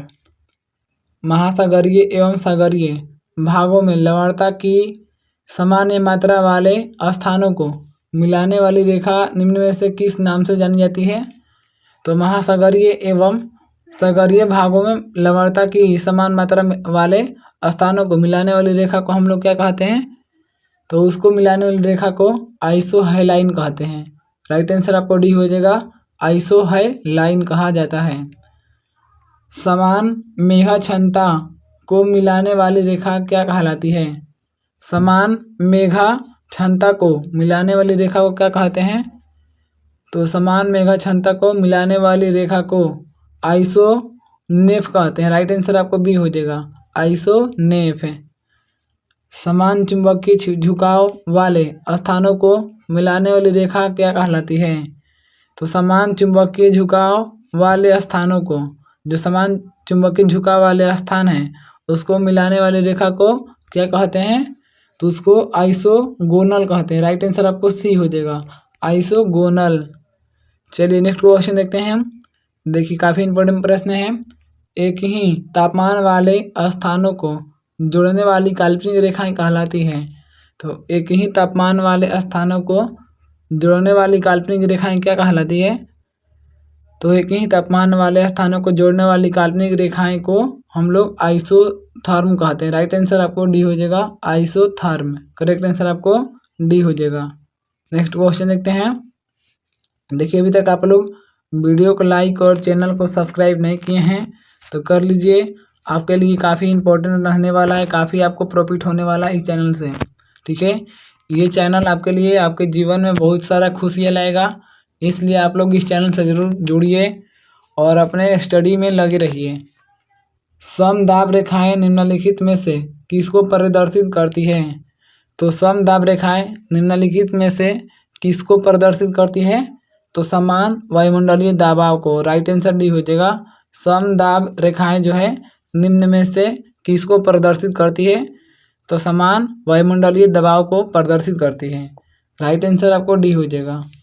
आइसोहेल रेखाओं द्वारा क्या प्रदर्शित किया जाता है? आइसोहेल रेखाओं द्वारा क्या प्रदर्शित किया जाता है? तो आइसोहेल रेखाओं के द्वारा समान धूप का प्रदर्शन होता है। राइट आंसर आपको सी हो जाएगा, समान धूप का प्रदर्शन होता है। चलिए नेक्स्ट क्वेश्चन देखते हैं। देखिए काफ़ी इंपॉर्टेंट प्रश्न यहाँ पर आपको दिया है। एक ही समय में कंपन करने वाले स्थानों को जोड़ने वाली रेखाओं की श्रृंखला कहलाती है। तो एक ही समय में कंपन करने वाले स्थानों को जोड़ने वाली रेखाओं की संख्या क्या कहलाती है? तो जोड़ने वाली जो रेखाओं की संख्या होती है उसको हम लोग कोसी असम लाइन्स कहते हैं। राइट आंसर आपको ए हो जाएगा, कोसियम्बल लाइन्स कहा जाता है। करेक्ट आंसर ए हो जाएगा। एक समान समय पर तूफान आने वाले स्थानों को मिलाने वाली रेखा क्या कहलाती है? एक समान समय पर तूफान आने वाले स्थानों को मिलाने वाली रेखा को क्या कहते हैं? तो मिलाने वाली रेखा को आइसोब्रांड कहा जाता है। राइट आंसर आपको बी हो जाएगा, यानी कि एक समान समय पर तूफान आने वाले स्थानों को मिलाने वाली रेखा को हम लोग आइसोब्रांड कहा जाता है। राइट आंसर बी हो जाएगा।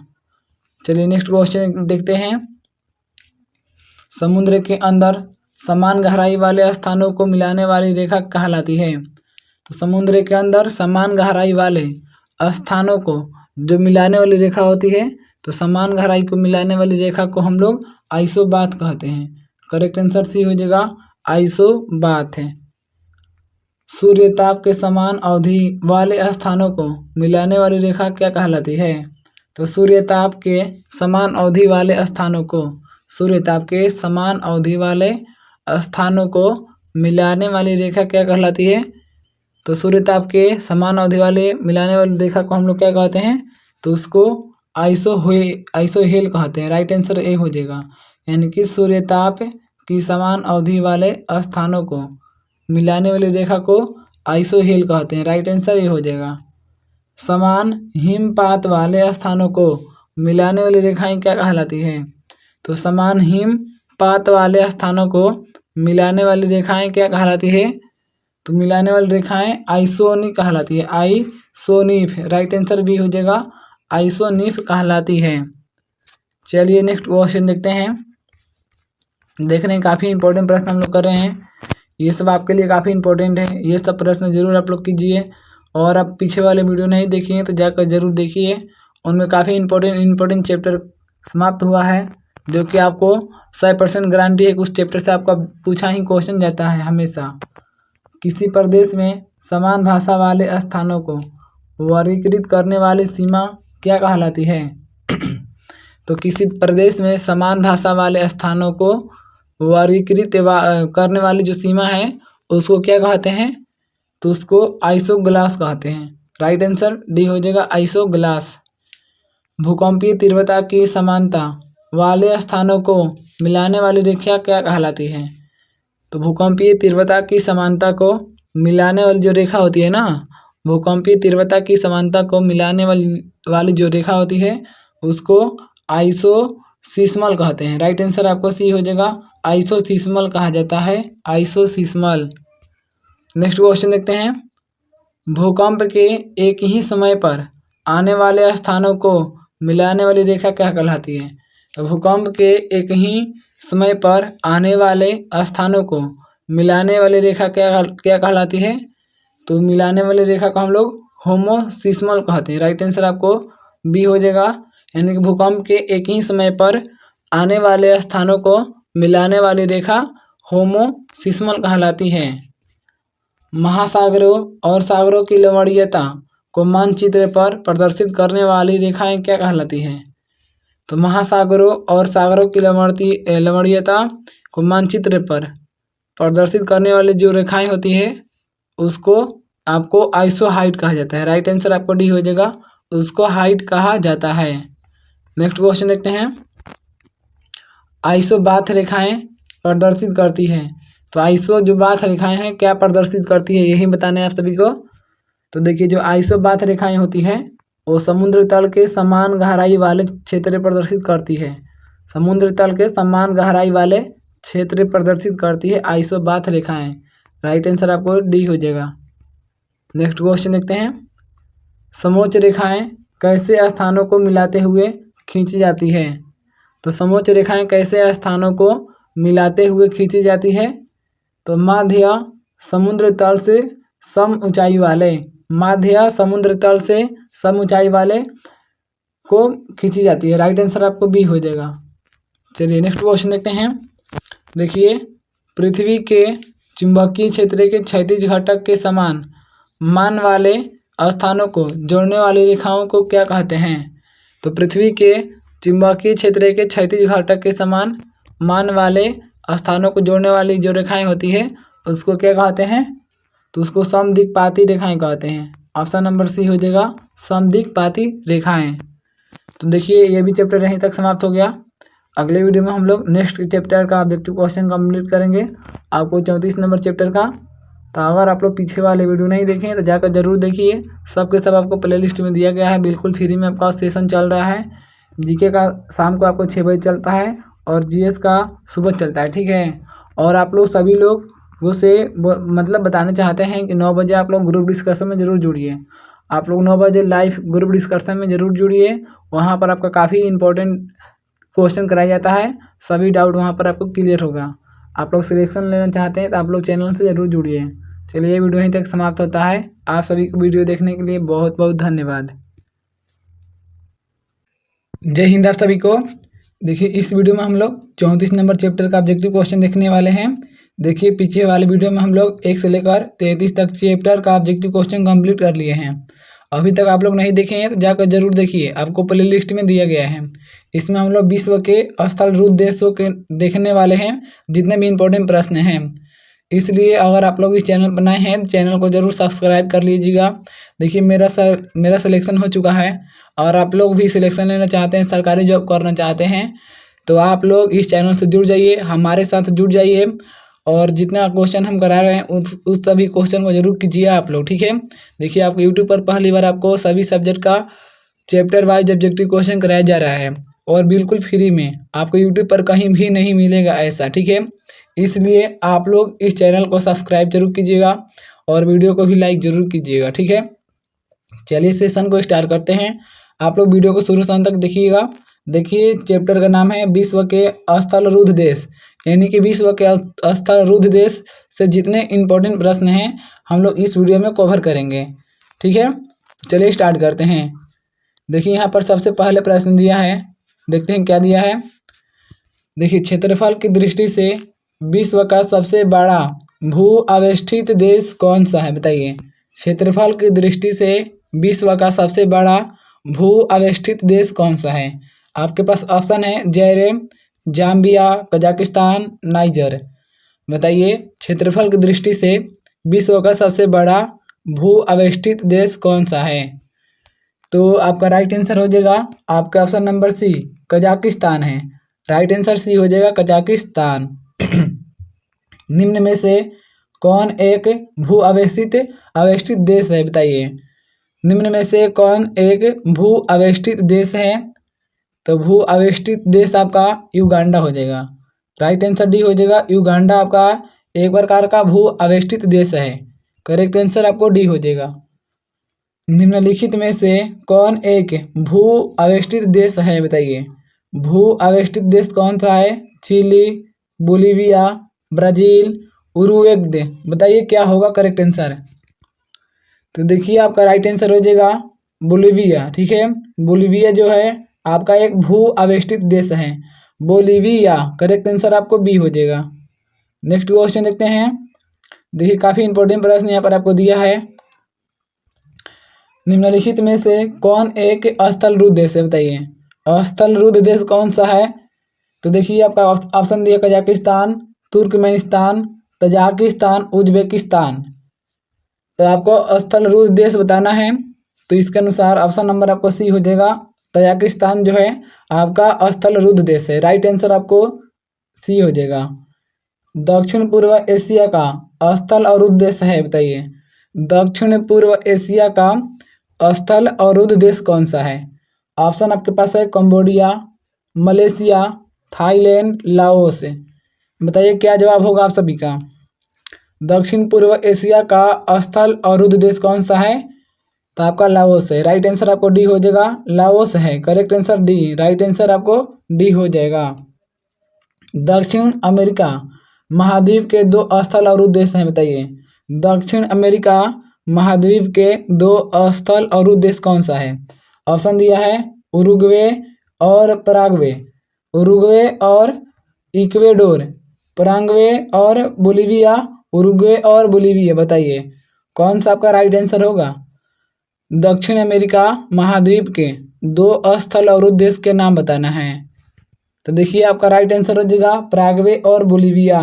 राइट आंसर आपको सी हो जाएगा, पराग्वे और बोलिविया हो जाएगा। ऑप्शन नंबर आपको सी हो जाएगा। चलिए नेक्स्ट क्वेश्चन देखते हैं। देखिए अभी तक आप लोग वीडियो को लाइक और चैनल को सब्सक्राइब नहीं किए हैं तो कर लीजिए, आपको इस चैनल से बहुत ज़्यादा प्रॉफिट होने वाला है। ठीक है, आपको सिर्फ एक चैनल को सब्सक्राइब करना है और वीडियो को लाइक करना है। इससे आपका लाइफ बहुत आगे बढ़ेगा, क्योंकि मेरा सिलेक्शन हो गया है तो आप लोगों को पता है कि मैं जो कंटेंट किया हूँ वही आप सबको कंटेंट देंगे। सर्वाधिक संख्या में स्थल रुद्ध देश किस महाद्वीप में है, बताइए। सर्वाधिक संख्या में स्थल रुद्ध देश किस महाद्वीप में है। तो स्थल रुद्ध देश आपका है सबसे ज़्यादा अफ्रीका में है। राइट आंसर आपको सी हो जाएगा, अफ्रीका में स्थल रुद्ध देश सबसे ज़्यादा है। ठीक है, निम्नलिखित देशों में कौन सा एक स्थल रुद्ध देश है, बताइए। कौन सा एक स्थल रुद्ध देश है। आपका ऑप्शन है अंगोला, गैबोन, तंजानिया, जिम्बाब्वे। तो आपका राइट आंसर हो जाएगा जिम्बाब्वे। जिम्बाब्वे जो है आपका एक स्थल रुद्ध देश है। राइट आंसर डी हो जाएगा जिम्बाब्वे। निम्नलिखित में कौन सा देश स्थल रुद्ध नहीं है, बताइए। कौन सा देश स्थल रुद्ध नहीं है। Afghanistan, Myanmar, Nepal, Switzerland. बताइए क्या होगा जवाब। तो स्थल रुद्ध देश नहीं आपका म्यांमार है। राइट आंसर आपको बी हो जाएगा, म्यांमार जो है स्थल रुद्ध देश नहीं है। जबकि अफगानिस्तान, नेपाल और स्विट्जरलैंड ये सब के सब स्थल रुद्ध देश हैं, लेकिन म्यांमार स्थल रुद्ध देश नहीं है। नेक्स्ट क्वेश्चन देखते हैं। देखिए ये सब काफ़ी इंपॉर्टेंट प्रश्न है। निम्नलिखित में से कौन सा एक देश स्थल रुद्ध है, बताइए कौन सा एक देश जो है स्थल रुद्ध है। ऑप्शन है उरुग्वे, सूरीनाम, पेरू, बोलिविया। बताइए क्या जवाब होगा आप सभी का। देखिए इसका राइट आंसर हो जाएगा बोलिविया। बोलिविया जो है एक स्थल रुद्ध देश है। राइट आंसर ऑप्शन नंबर आपको डी हो जाएगा। निम्नलिखित देशों में से कौन देश स्थल बाधित है, बताइए कौन सा देश स्थल बाधित है। देखिए यहाँ पर आपको ऑप्शन दिया है अफगानिस्तान, हंगरी, मलेशिया, स्विट्जरलैंड। और यहाँ बताया गया है कौन सा सही है। एक और दो सही है, 1 2 3 या 2 3 4 या 1 2 4। बताइए कौन सा सही है, कौन देश स्थल बाधित है। तो देखिए स्थल बाधित देश का नाम है अफगानिस्तान, और इसके साथ हंगरी और इसके साथ स्विट्जरलैंड, यानी कि 1 2 और 4। तो राइट आंसर आपको डी हो जाएगा, 1 2 4। तो देखिए अभी सिलेक्शन हो गया है, इसलिए आप लोग भी सिलेक्शन चाहते हैं तो आप लोग इस चैनल से जरूर जुड़िएगा। चलिए सेशन को स्टार्ट करते हैं। देखिए प्रश्न दिया है आपका, टेनिस की गेंद मैदान की अपेक्षा किसी पहाड़ी पर अधिक ऊंची उछलती है क्योंकि। बताइए टेनिस की जो गेंद है वो मैदान की अपेक्षा किसी पहाड़ी पर अधिक उछाल मारती है, क्यों उछाल मारती है अधिक मात्रा में, आप सभी को बताना है। तो देखिए इसका राइट आंसर हो जाएगा ऑप्शन नंबर सी, पर्वतों पर पृथ्वी का गुरुत्वीय त्वरण कम हो जाता है। पर्वतों पर पृथ्वी का गुरुत्वीय त्वरण कम हो जाता है, इसलिए वहाँ पर ज़्यादा बॉल उछालता है। राइट आंसर आपको सी हो जाएगा। चलिए नेक्स्ट क्वेश्चन देखते हैं हम। देखिए आपको यूट्यूब पर ये पहली बार ऐसा सेशन कराया जा रहा है बिल्कुल फ्री में, वो भी सभी सब्जेक्ट का चैप्टर वाइज, ठीक है। इसलिए आप लोग कृपया करके इस चैनल से जरूर जुड़ जाइएगा। देखिए नेक्स्ट क्वेश्चन दिया है, यदि पृथ्वी का गुरुत्वाकर्षण बल अचानक लुप्त हो जाता है तो निम्नलिखित में से कौन सा परिणाम सही होगा। बताइए यदि पृथ्वी का गुरुत्वाकर्षण बल अचानक लुप्त हो जाता है तो निम्नलिखित में से कौन सा परिणाम सही है, आपको बताना है कौन सा कथन सही है। तो देखिए यहाँ पर आप देखिए आपका जो करेक्ट आंसर होगा आपका, देखिए वस्तु का भार शून्य हो जाएगा परंतु द्रव्यमान वहीं रहेगा। वस्तु का भार शून्य हो जाएगा लेकिन द्रव्यमान आपका वहीं रह जाएगा। राइट आंसर आपको ये हो जाएगा। नेक्स्ट क्वेश्चन देखते हैं। आप लोग देख रहे हैं ये सब किसी न किसी एग्जाम में पूछा हुआ प्रश्न है, और यही आपका प्रश्न हर एग्जाम में भी आएगा। कभी ये प्रश्न आपको देखने को मिलेगा, कभी ये आएगा, बस यही सब प्रश्न आपको आता है। पृथ्वी के गुरुत्वाकर्षण का कितना भाग चंद्रमा के गुरुत्वाकर्षण के सबसे नज़दीक है। बताइए पृथ्वी के गुरुत्वाकर्षण का कितना भाग चंद्रमा के गुरुत्वाकर्षण के नज़दीक है। तो चंद्रमा के गुरुत्वाकर्षण नज़दीक है आपका ये 1/6 भाग। राइट आंसर आपको सी हो जाएगा, 1/6 भाग। लोलक की आवर्तकाल कितना होता है, बताइए लोलक का आवर्तकाल होता है, लोलक का आवर्तकाल क्या होता है आप सभी को बताना है। तो देखिए लंबाई के ऊपर निर्भर करता है, लोलक का जो आवर्तकाल होता है वो लंबाई के ऊपर निर्भर करता है कितना लंबा है, ठीक है। तो राइट आंसर आपको बी हो जाएगा, यहाँ पर करेक्ट आंसर बी हो जाएगा। चलिए नेक्स्ट क्वेश्चन देखते हैं। लोलक घड़ियाँ गर्मियों में क्यों सुस्त हो जाती है। बताइए लोलक घड़ियाँ गर्मियों में क्यों सुस्त हो जाती है, आप सभी को बताना है। तो देखिए इसका राइट आंसर हो जाएगा लोलक की लंबाई बढ़ जाती है जिससे इकाई दोलन में लगा हुआ समय भी बढ़ जाता है। लोलक की लंबाई बढ़ जाती है जिससे इकाई दोलन में लगा हुआ समय भी बढ़ जाता है, जिसके कारण लोलक की घड़ियाँ गर्मियों के दिनों में सुस्त हो जाती है। तो राइट आंसर आपका सी हो जाएगा। किसी सरल लोलक की लंबाई 4% बढ़ा दी जाए तो उसका आवर्तकाल क्या होगा। किसी सरल लोलक की लंबाई 4% बढ़ा दी जाए तो उसका आवर्तकाल क्या होगा, आप सभी को बताना है। उसका आवर्तकाल क्या होगा, तो देखिए उसका आवर्तकाल 2% बढ़ जाएगा। राइट आंसर आपको बी हो जाएगा। किसी सरल लोलक की लंबाई अगर 4% बढ़ाते हैं तो उसका आवर्तकाल 2% बढ़ जाएगा। चलिए नेक्स्ट क्वेश्चन देखते हैं। देखिए सब काफ़ी इंपॉर्टेंट प्रश्न है आपके एग्जाम को लेकर। यदि लोलक की लंबाई 4 गुनी कर दी जाए तो लोलक के झूलने का समय क्या होगा, बताइए। यदि लोलक की लंबाई 4 गुनी कर दी जाती है तो लोलक के झूलने का समय क्या होगा, तो लोलक के झूलने का जो समय होगा आपका दोगुना होता है। राइट आंसर आपको बी हो जाएगा, 2 गुना। पेंडुलम को चंद्रमा पर ले जाने पर उसकी समय अवधि क्या होती है, बताइए। पेंडुलम को चंद्रमा पर ले जाने पर उसकी समय अवधि क्या होती है, तो उसकी जो समय अवधि होती है वो आपका बढ़ेगी। राइट आंसर आपका डी हो जाएगा। पेंडुलम को चंद्रमा पर ले जाने पर उसका समय अवधि बढ़ता है, तो करेक्ट आंसर आपको डी हो जाएगा। चलिए नेक्स्ट क्वेश्चन देखते हैं इसी के साथ। एक कण का द्रव्यमान एम, एक कण का द्रव्यमान एम है तथा संवेग पी है, तो इसकी गतिज ऊर्जा बताइए क्या होगा। एक कण का द्रव्यमान एम और गतिज ऊर्जा पी है, तो आप सभी को बताना है गतिज ऊर्जा बराबर क्या होगा। आपको फॉर्मूला बताना है गतिज ऊर्जा बराबर क्या होगा। तो देखिए आपका राइट आंसर हो जाएगा, आपके ऑप्शन नंबर यहाँ पर आपको डी हो जाएगा, P²/2m। P²/2m हो जाएगा आपका करेक्ट आंसर। ठीक है, चलिए नेक्स्ट क्वेश्चन देखते हैं। नेक्स्ट क्वेश्चन क्या दिया है। देखिए यहाँ पर दिया है हुक का सिद्धांत निम्नलिखित में से किससे संबंधित है, बताइए। हुक का सिद्धांत निम्नलिखित में से किससे संबंधित है, तो आपका राइट आंसर यहाँ पर बताइए क्या होगा। तो देखिए जो हुक का सिद्धांत है, आपका राइट आंसर यहाँ पर हो जाएगा हुक का सिद्धांत प्रत्यास्थता पर संबंधित है। राइट आंसर आपका बी हो जाएगा, हुक का सिद्धांत प्रत्यास्थता पर संबंधित है, तो राइट आंसर बी हो जाएगा। चलिए नेक्स्ट क्वेश्चन देखते हैं। तेल की एक छोटी बूंद पानी पर फैल जाती है क्योंकि, बताइए। तेल की एक छोटी बूंद पानी पर फैल जाती है, पानी पर क्यों फैल जाती है, तो इसका मेन रीजन है तेल का पृष्ठ तनाव अधिक होता है। तेल का पृष्ठ तनाव अधिक होता है, इसीलिए एक तेल की बूंद जो होती है पानी पर फैल जाती है, तो राइट आंसर आपको सी हो जाएगा। साबुन के द्वारा सतहों को साफ करने का सिद्धांत आधारित है, बताइए। साबुन के द्वारा सतहों को साफ करने का सिद्धांत आधारित है, किस पर आधारित है, तो देखिए यहाँ पर आपका राइट आंसर हो जाएगा, आपका ऑप्शन नंबर डी पृष्ठ तनाव पर। साबुन के द्वारा सतहों को साफ करने का सिद्धांत आधारित है पृष्ठ तनाव पर, राइट आंसर डी हो जाएगा। वर्षा के बूंद का आकार गोलाकार किस कारण से होता है। वर्षा के बूंद का आकार जो होता है गोलाकार होता है, किस कारण से होता है, तो आपका यहाँ पर राइट आंसर देखिए बताइए क्या होगा।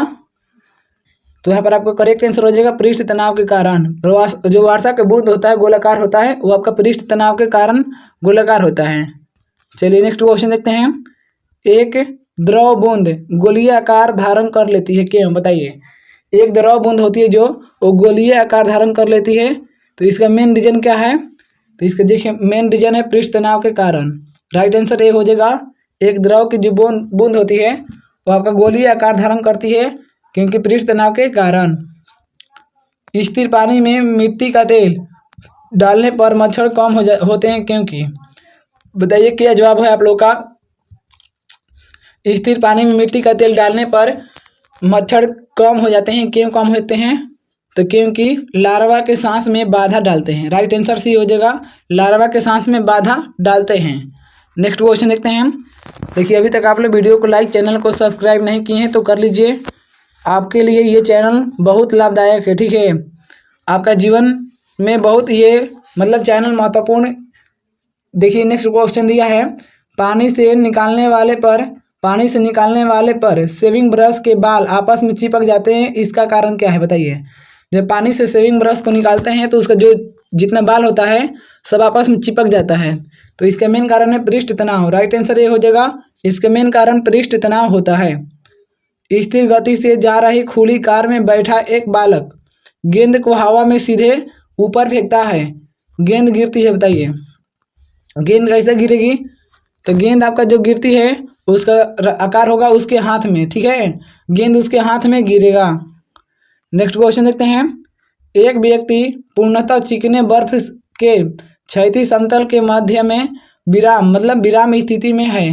न्यूटन के किस या किन नियमों का उपयोग करके वह अपने आप को तट तक ला सकता है, बताइए। न्यूटन के कौन सा नियम से वो अपने आप को तट तक ला सकता है, तो देखिए इसका मेन कारण है तीसरा गति नियम से। Right answer option number C हो जाएगा, तीसरा गति नियम से। कपूर के छोटे छोटे टुकड़े जल की सतह पर क्यों नाचते हैं, बताइए। कपूर के छोटे छोटे टुकड़े जल के सतह पर क्यों नाचते हैं, तो इसका मेन रीजन है पृष्ठ तनाव के कारण। राइट आंसर ये हो जाएगा, पृष्ठ तनाव के कारण जो कपूर के छोटे छोटे टुकड़े होते हैं वो जल के सतह पर नाचते हैं। ओए होए, ठीक है। चलिए नेक्स्ट क्वेश्चन देखते हैं।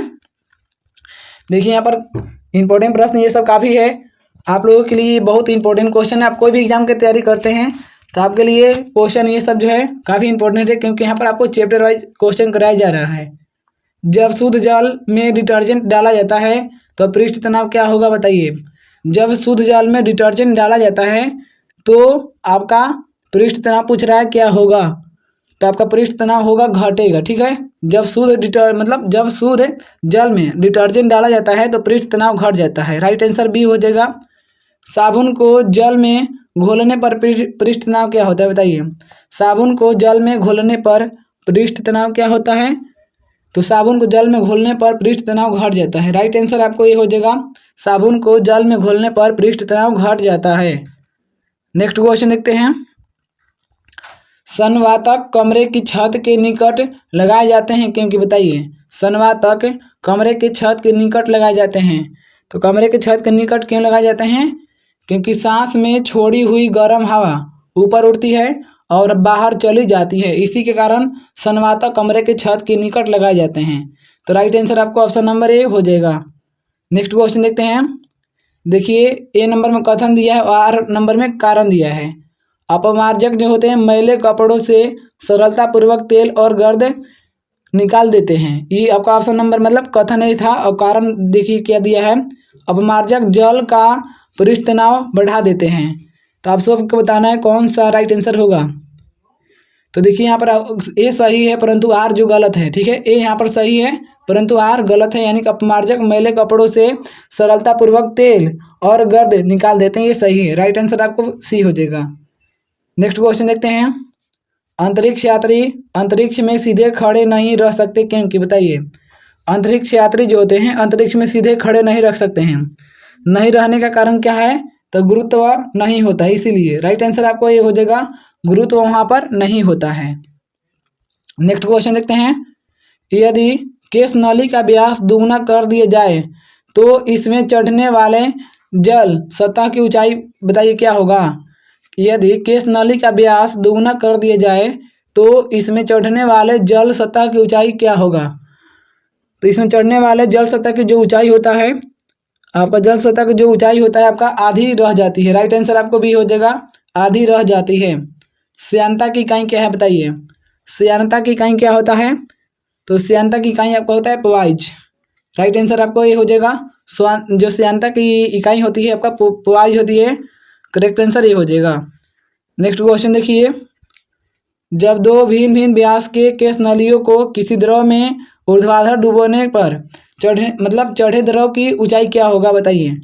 चढ़े द्रव की ऊंचाई क्या होगा, तो कम व्यास वाली केश नली में अधिक होगी, कम व्यास वाली नली में अधिक द्रव्य होगी। तो राइट आंसर आपका ऑप्शन नंबर सी हो जाएगा।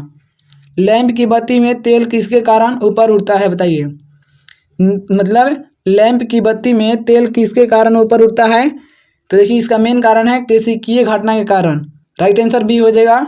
लैंप की बत्ती में तेल किसके कारण ऊपर उठता है, तो केशिकीय घटना के कारण। राइट आंसर बी हो जाएगा। तो देखिए ये क्लास यहीं तक समाप्त होता है। इससे जो आगे वाले प्रश्न हैं हम लोग नेक्स्ट वीडियो में करेंगे। देखिए अगर आप लोग इस चैनल पर नए होंगे चैनल को सब्सक्राइब जरूर कर लीजिएगा, क्योंकि मेरा सिलेक्शन हो गया है तो जो मैं क्वेश्चन पढ़ा हूँ वही प्रश्न आप सभी को भी करा रहे हैं। इसलिए आप लोग कृपया करके इस चैनल से ज़रूर जुड़िए और जितना ये सब वीडियो है, ये जितना स्टडी कराया जा रहा है आप लोग कीजिए। ठीक है, चलिए आप लोग कमेंट में ज़रूर बताइएगा कि आप लोगों को ये वीडियो कैसा लगा। चलिए आप सभी को वीडियो देखने के लिए बहुत बहुत धन्यवाद। नेक्स्ट वीडियो में मिलते हैं। जय हिंद आप सभी को। देखिए इस वीडियो में हम लोग काफ़ी इंपॉर्टेंट प्रश्न करने वाले हैं। देखिए आपका ये जीएस है, ठीक है, तो इसमें हम लोग डेली प्रैक्टिस सेट करते हैं। आप लोग अगर इस चैनल पर नए होंगे चैनल को सब्सक्राइब करके बेल आइकन को जरूर दबा लीजिएगा। देखिए मेरा सिलेक्शन हो गया है और आप लोग ये सिलेक्शन चाहते हैं तो कृपया आप लोग इस वीडियो को और इस चैनल से ज़रूर जुड़िए। और आपको सिलेक्शन लेना है तो आप लोग चैनल से ज़रूर जुड़िएगा। ठीक है, देखिए आपका जो हम क्वेश्चन पढ़े थे आपको वही क्वेश्चन पढ़ा रहे हैं, इसलिए आप लोग चैनल को सब्सक्राइब जरूर कर लीजिएगा। चलिए स्टार्ट करते हैं। और देखिए ये 155 नंबर क्वेश्चन देखने वाले हैं। अगर आप पीछे वाला वीडियो नहीं देखे हैं तो जाकर जरूर देखिएगा, आपको प्ले लिस्ट में दिया गया है। चलिए सेशन को स्टार्ट करते हैं। आप लोग वीडियो में शुरू से अंत तक बने रहिएगा। देखिए सबसे यहाँ पर प्रश्न दिया है, पानी में लोहे की सुई डूब जाती है लेकिन जहाज तैरता रहता है, यह किस सिद्धांत पर आधारित है बताइए। पानी में लोहे की सुई जो है वो डूब जाती है लेकिन पानी में जो लोहा का जहाज होता है ना वो तैरता रहता है। इसका मेन रीजन क्या है, इसका कारण क्या है? तो इसमें आपका कारण है आर्किमिडीज का सिद्धांत है। आर्किमिडीज का सिद्धांत, राइट आंसर आपको बी हो जाएगा। आर्किमिडीज का नियम निम्नलिखित में से किससे संबंधित है, बताइए। आर्किमिडीज का नियम किससे संबंधित है? तो राइट आंसर आपका ऑप्शन नंबर ए हो जाएगा, फेन उत्प्लवन नियम द्वारा। प्लॉन का नियम द्वारा आर्किमिडीज का सिद्धांत संबंधित है। नेक्स्ट क्वेश्चन देखते हैं। देखिए काफी इंपॉर्टेंट प्रश्न है। जब कोई वस्तु किसी द्रव में पूर्णतः या आंशिक रूप से डुबाई जाती है तो उसके भार में कुछ कमी प्रतीत होती है तथा उसके भार में आभासी कमी उस वस्तु के द्वारा हटाए गए द्रव के भार के बराबर होती है। यह सिद्धांत किसका है? तो यह सिद्धांत आपका हो जाएगा आपका आर्किमिडीज का सिद्धांत है, ठीक है। या अगर पानी में वस्तु को डुबाते हैं तो अपने जितना पानी में डूबेगा उतना पानी वहां से साइड कर देगा अपने भार के समान। उत्प्लावकता से संबंधित वैज्ञानिक बताइए। उत्प्लावकता से संबंधित वैज्ञानिक का नाम क्या है? तो उत्प्लावकता से संबंधित वैज्ञानिक का नाम है आर्किमिडीज। राइट आंसर आपको बी ए हो जाएगा, आर्किमिडीज है। उत्प्लावकता से संबंधित वैज्ञानिक का नाम है आर्किमिडीज। राइट आंसर आपको ए हो जाएगा। नेक्स्ट क्वेश्चन देखते हैं। द्रव में आंशिक या पूर्णतः डूबे हुए किसी ठोस द्वारा प्राप्त उछाल की मात्रा निर्भर करती है। यानी द्रव में आंशिक या पूर्णतः डूबे हुए किसी ठोस द्वारा प्राप्त उछाल की मात्रा निर्भर करती है। तो प्राप्त उछाल की मात्रा निर्भर करती है ठोस द्वारा हटाए गए द्रव की मात्रा पर। राइट आंसर आपको ये हो जाएगा, ठोस द्वारा हटाए गए द्रव की मात्रा पर निर्भर करती है। तो करेक्ट आंसर ये हो जाएगा। नेक्स्ट क्वेश्चन देखिए। जल पृष्ठ पर लोहे के टुकड़े के न तैरने का कारण क्या है, बताइए। जल पृष्ठ पर लोहे के टुकड़े के न तैरने का कारण क्या है? तो न तैरने का कारण आपका हो जाएगा लोहे द्वारा विस्थापित जल का भार लोहे के भार से कम होता है। लोहे द्वारा विस्थापित जल का भार लोहे के भार से कम होता है। राइट आंसर आपका ऑप्शन नंबर ए हो जाएगा। कोई भी नाव डूब जाएगी यदि वह पानी हटाती है अपने से, बताइए। कोई भी नाव डूबती है, कब डूबती है? और वो पानी कितना हटाएगा तो वो नाव डूब जाएगा। तो आयतन के बराबर, वो अपने आयतन के बराबर अगर पानी हटाएगा तो नाव डूब जाएगा। राइट आंसर आपका ऑप्शन नंबर ए हो जाएगा। नेक्स्ट क्वेश्चन देखते हैं। महान वैज्ञानिक आर्किमिडीज किस देश से संबंधित है, बताइए। महान वैज्ञानिक जो आर्किमिडीज हैं ये कौन सा देश से संबंधित है? तो देखिए आर्किमिडीज जो है ये आपका ग्रीस ले हैं। राइट आंसर आपको डी हो जाएगा, ग्रीस। पानी की बूंदों का तैलीय पृष्ठों पर चिपकने का कारण क्या है? पानी की बूंदों का तैलीय पृष्ठों पर चिपकने का मेन कारण क्या है? तो चिपकने का मेन कारण है आसंजक बल का अभाव। राइट आंसर आपका ऑप्शन नंबर ए हो जाएगा, आसंजक बल का अभाव। तुल्यकारी उपग्रह घूमता है पृथ्वी के गिर्द, बताइए। तुल्यकारी जो उपग्रह घूमता है, तो तुल्यकारी उपग्रह घूमता है आपका पश्चिम से पूर्व। राइट आंसर आपको बी हो जाएगा, तुल्यकारी उपग्रह घूमता है पश्चिम से पूर्व। नेक्स्ट क्वेश्चन देखते हैं। देखिए काफी इंपॉर्टेंट प्रश्न ये सब है। पहिए में बॉल बेरिंग का कार्य क्या है, बताइए। पहिए में बॉल बेरिंग का कार्य क्या है? तो पहिए में बॉल बेरिंग का कार्य है अस्थैतिक घर्षण को गतिज घर्षण में बदलना। राइट आंसर आपका ऑप्शन नंबर सी हो जाएगा। पहिए में बॉल बेरिंग का काम होता है अस्थैतिक घर्षण को गतिज घर्षण में बदलना। राइट आंसर आपका सी हो जाएगा। नेक्स्ट क्वेश्चन देखते हैं। जेट इंजन और रॉकेट के बारे में निम्नलिखित कथनों पर विचार करना है। यानी कि जेट इंजन और रॉकेट के बारे में देखिए पहला कथन दिया है, जेट इंजन अपनी ऑक्सीजन पूर्ति के लिए परिवेश की वायु का प्रयोग करता है, अतः यह अंतरिक्ष में गति के लिए अनुपयुक्त है। दूसरा है कि रॉकेट अपने ऑक्सीजन पूर्ति को गैस के रूप में और ईंधन में वहन करता है। उपयुक्त कथनों में से कौन सा सही है, बताना है। कौन सा कथन सही है? देखिए आपका यहाँ पर करेक्ट आंसर ए और बी दोनों सही है, यानी कि एक और दो दोनों। करेक्ट आंसर आपका सी हो जाएगा। देखिए अभी तक आप लोग वीडियो को लाइक और चैनल को सब्सक्राइब नहीं किए हैं तो कृपया करके आप लोग कर लीजिए। आपको इस चैनल से काफ़ी ज़्यादा प्रॉफिट होने वाला है, क्योंकि देखिए आपको हम वही क्वेश्चन पढ़ाएंगे जो कि सीधे आपके एग्जाम में आएगा। आप लोग देख रहे हैं ये सब एग्जाम में पूछा हुआ प्रश्न है, इसलिए आप लोग अगर ऐसा प्रश्न चाहते हैं जो कि सीधे आपके एग्जाम में आए तो आप लोग इस चैनल से ज़रूर जुड़िए। पानी के गिलास में एक बर्फ का टुकड़ा तैर रहा है। जब बर्फ पिघलती है तो पानी के स्तर पर क्या प्रभाव पड़ता है? तो जब बर्फ पिघलती है तो पानी के स्तर पर आपको क्या प्रभाव पड़ता है? तो देखिए पानी का स्तर उतना ही रहेगा। राइट आंसर आपका सी हो जाएगा, उतना ही रहेगा। चलिए नेक्स्ट क्वेश्चन देखते हैं। देखिए काफी इंपॉर्टेंट प्रश्न ये सब है। एक ऊंची इमारत से एक गेंद 9.8 मीटर पर सेकंड स्क्वायर के समान त्वरण के साथ गिराई जाती है। 3 सेकंड बाद उसका वेग क्या होगा? 3 सेकंड बाद उसका वेग क्या होगा?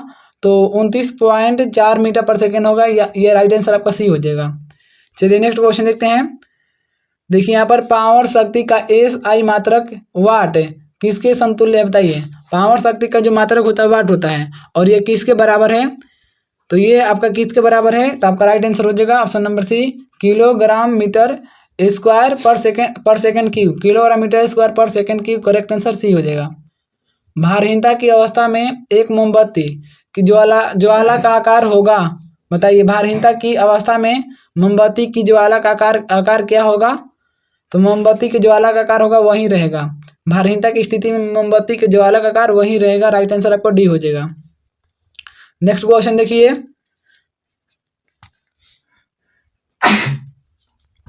ये आपका नेक्स्ट क्वेश्चन है। एक केस नली में जल की अपेक्षा एक तरल अधिक ऊंचाई तक चढ़ता है, इसका कारण क्या है बताइए। एक केस नली में जल की अपेक्षा एक तरल अधिक ऊंचाई तक मतलब उठता है, इसका मेन कारण क्या है? तो इसका मेन कारण है तरल का पृष्ठ तनाव जल की अपेक्षा अधिक होता है। तरल का पृष्ठ तनाव जल की अपेक्षा अधिक होता है, तो राइट आंसर आपको डी हो जाएगा। नेक्स्ट क्वेश्चन देखिए, काफी इंपॉर्टेंट ये सब प्रश्न है आपको एग्जाम के लेकर। निम्नलिखित में से किस एक के लिए कृषिकत्व एकमात्र कारण नहीं है बताइए। किसके लिए कृषिकत्व एकमात्र कारण नहीं है?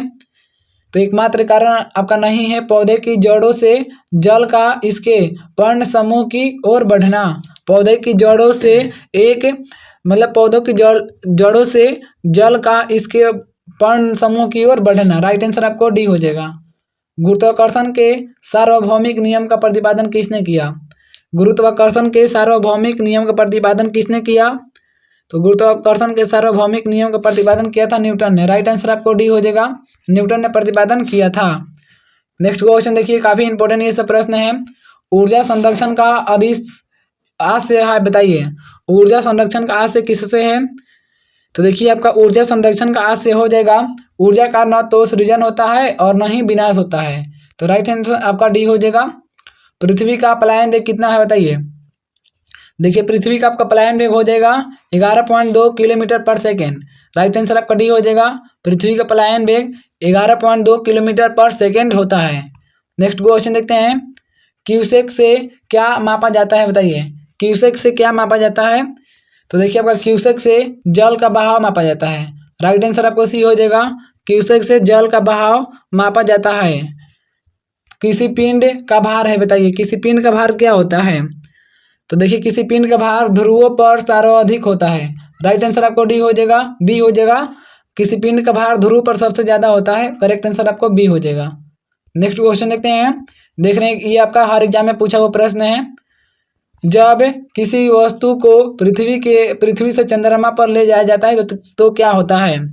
जब किसी वस्तु को पृथ्वी से चांद पर लेकर जाते हैं तो क्या होता है? तो देखिए जब किसी वस्तु को पृथ्वी से चांद पर लेके जाते हैं तो उसका भार घट जाता है। राइट आंसर आपको बी हो जाएगा, उसका भार घट जाता है। किसी वस्तु का भार निम्नलिखित में से किसके परिणाम स्वरूप होता है बताइए। किसी वस्तु का भार निम्नलिखित में से किसके परिणाम स्वरूप होता है? तो देखिए इसका राइट आंसर हो जाएगा किसी वस्तु का भार किसके परिणाम स्वरूप होता है? तो वस्तु द्वारा जमीन पर आरोपित बल के। वस्तु द्वारा जमीन पर आरोपित बल के आपका परिणाम स्वरूप होता है। करेक्ट आंसर आपको सी हो जाएगा। तो बंदरगाह के बारे में आप सबको पता होना चाहिए। देखिए जहाँ पर पानी वाला नाव आकर लगती है उसको बंदरगाह कहते हैं, ठीक है। चलिए तो आगे सेशन को स्टार्ट करते हैं। देखिए सबसे पहला यहाँ पर प्रश्न क्या दिया है हम लोग देखते हैं। देखिए मसावा बंदरगाह किस देश में अवस्थित है बताइए। मसावा बंदरगाह किस देश में अवस्थित है? तो मसावा बंदरगाह जो है आपका इरिट्रिया में है। राइट आंसर आपको डी हो जाएगा। मसावा बंदरगाह इरिट्रिया में है, करेक्ट आंसर आपको डी हो जाएगा। निम्नलिखित में से कौन दक्षिण अफ्रीका का बंदरगाह शहर नहीं है बताइए। कौन दक्षिण अफ्रीका का बंदरगाह शहर नहीं है? तो दक्षिण अफ्रीका का बंदरगाह शहर नहीं है आपका प्रिटोरिया। राइट आंसर आपको डी हो जाएगा। प्रिटोरिया आपका दक्षिण अफ्रीका का बंदरगाह शहर नहीं है, करेक्ट आंसर आपको डी हो जाएगा। अफ्रीका के रूम सागरीय तट पर कौन सा बंदरगाह है बताइए। अफ्रीका के रूम सागरीय तट पर कौन सा बंदरगाह है। तो अफ्रीका के रूम सागरीय तट पर कौन सा बंदरगाह है। तो आपका right answer option number B हो जाएगा, सिकंदरिया बंदरगाह है, सिकंदरिया। राइट आंसर आपको बी हो जाएगा। चलिए नेक्स्ट क्वेश्चन देखते हैं। स्वेज नहर के दोनों सिरों पर स्थित पतन युग्म क्या है बताइए।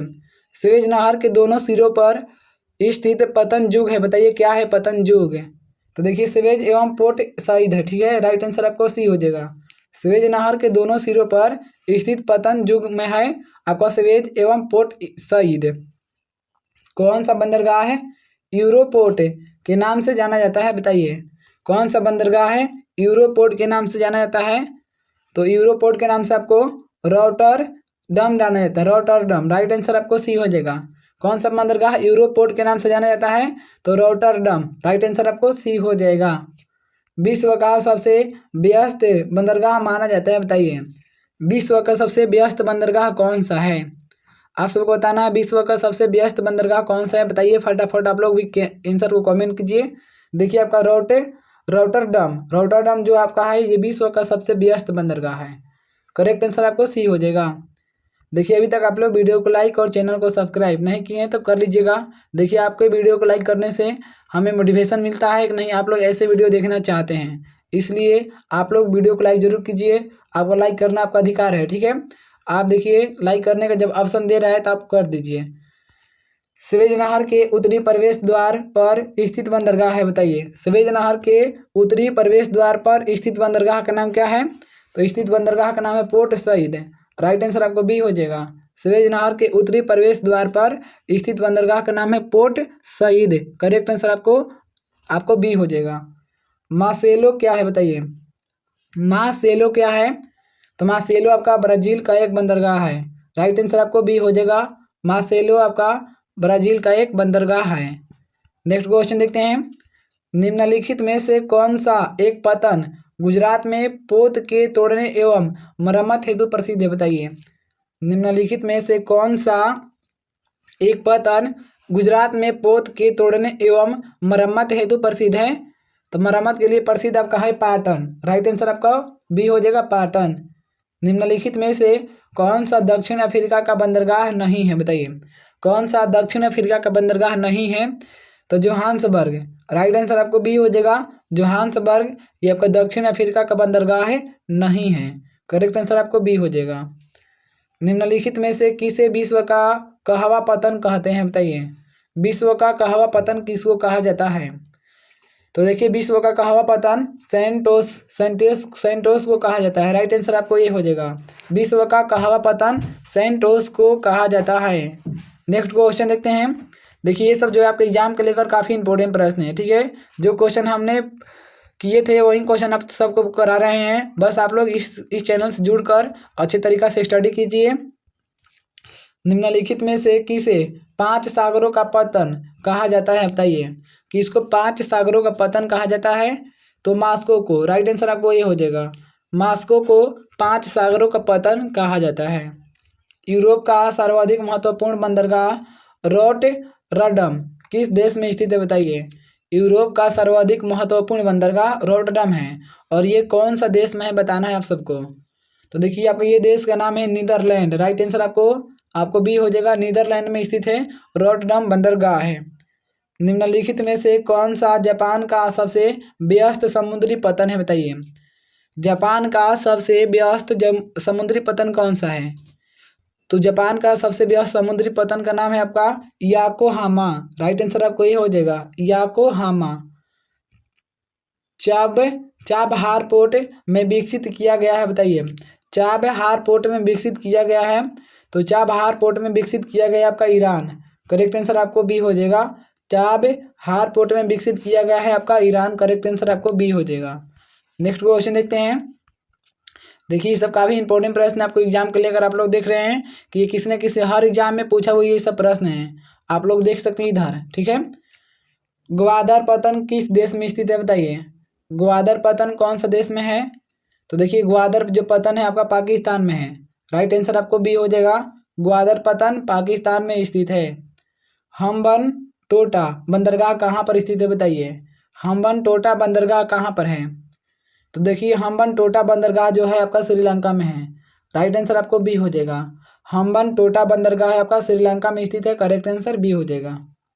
निम्नलिखित में से कौन सा बांग्लादेश का एक बंदरगाह है? कौन सा बांग्लादेश का एक बंदरगाह है बताना है। बांग्लादेश का बंदरगाह कौन सा है? तो देखिए यहाँ पर आपको राइट आंसर हो जाएगा। बांग्लादेश का बंदरगाह का नाम है आपका चटगांव। राइट आंसर आपको सी हो जाएगा। चटगांव आपका बांग्लादेश का ये बंदरगाह है। तो राइट आंसर आपको सी हो जाएगा। देखिए ये इस वीडियो में हम लोग विश्व के जितना भी बंदरगाह थे इंपॉर्टेंट उन सभी को कंप्लीट कर लिए हैं। अगले वीडियो में हम लोग 36 नंबर चैप्टर का ऑब्जेक्टिव क्वेश्चन कंप्लीट करेंगे। देखिए अगर आप लोग इस चैनल पर नए हैं चैनल को जरूर सब्सक्राइब कर लीजिएगा और आपको डेली क्लास करना है। आपको अगर सरकारी जॉब चाहिए तो अगर आपका सपना सच करना है तो सपना सच करने से पहले आप सब्सक्राइब कर लीजिए, उसके बाद आपका सपना सच जरूर होगा। चलिए ये वीडियो यहीं तक समाप्त होता है। आप लोग को वीडियो कैसा लगा आप लोग कमेंट में ज़रूर बताइएगा। चलिए आप सबको वीडियो देखने के लिए बहुत बहुत धन्यवाद। नेक्स्ट वीडियो में मिलते हैं।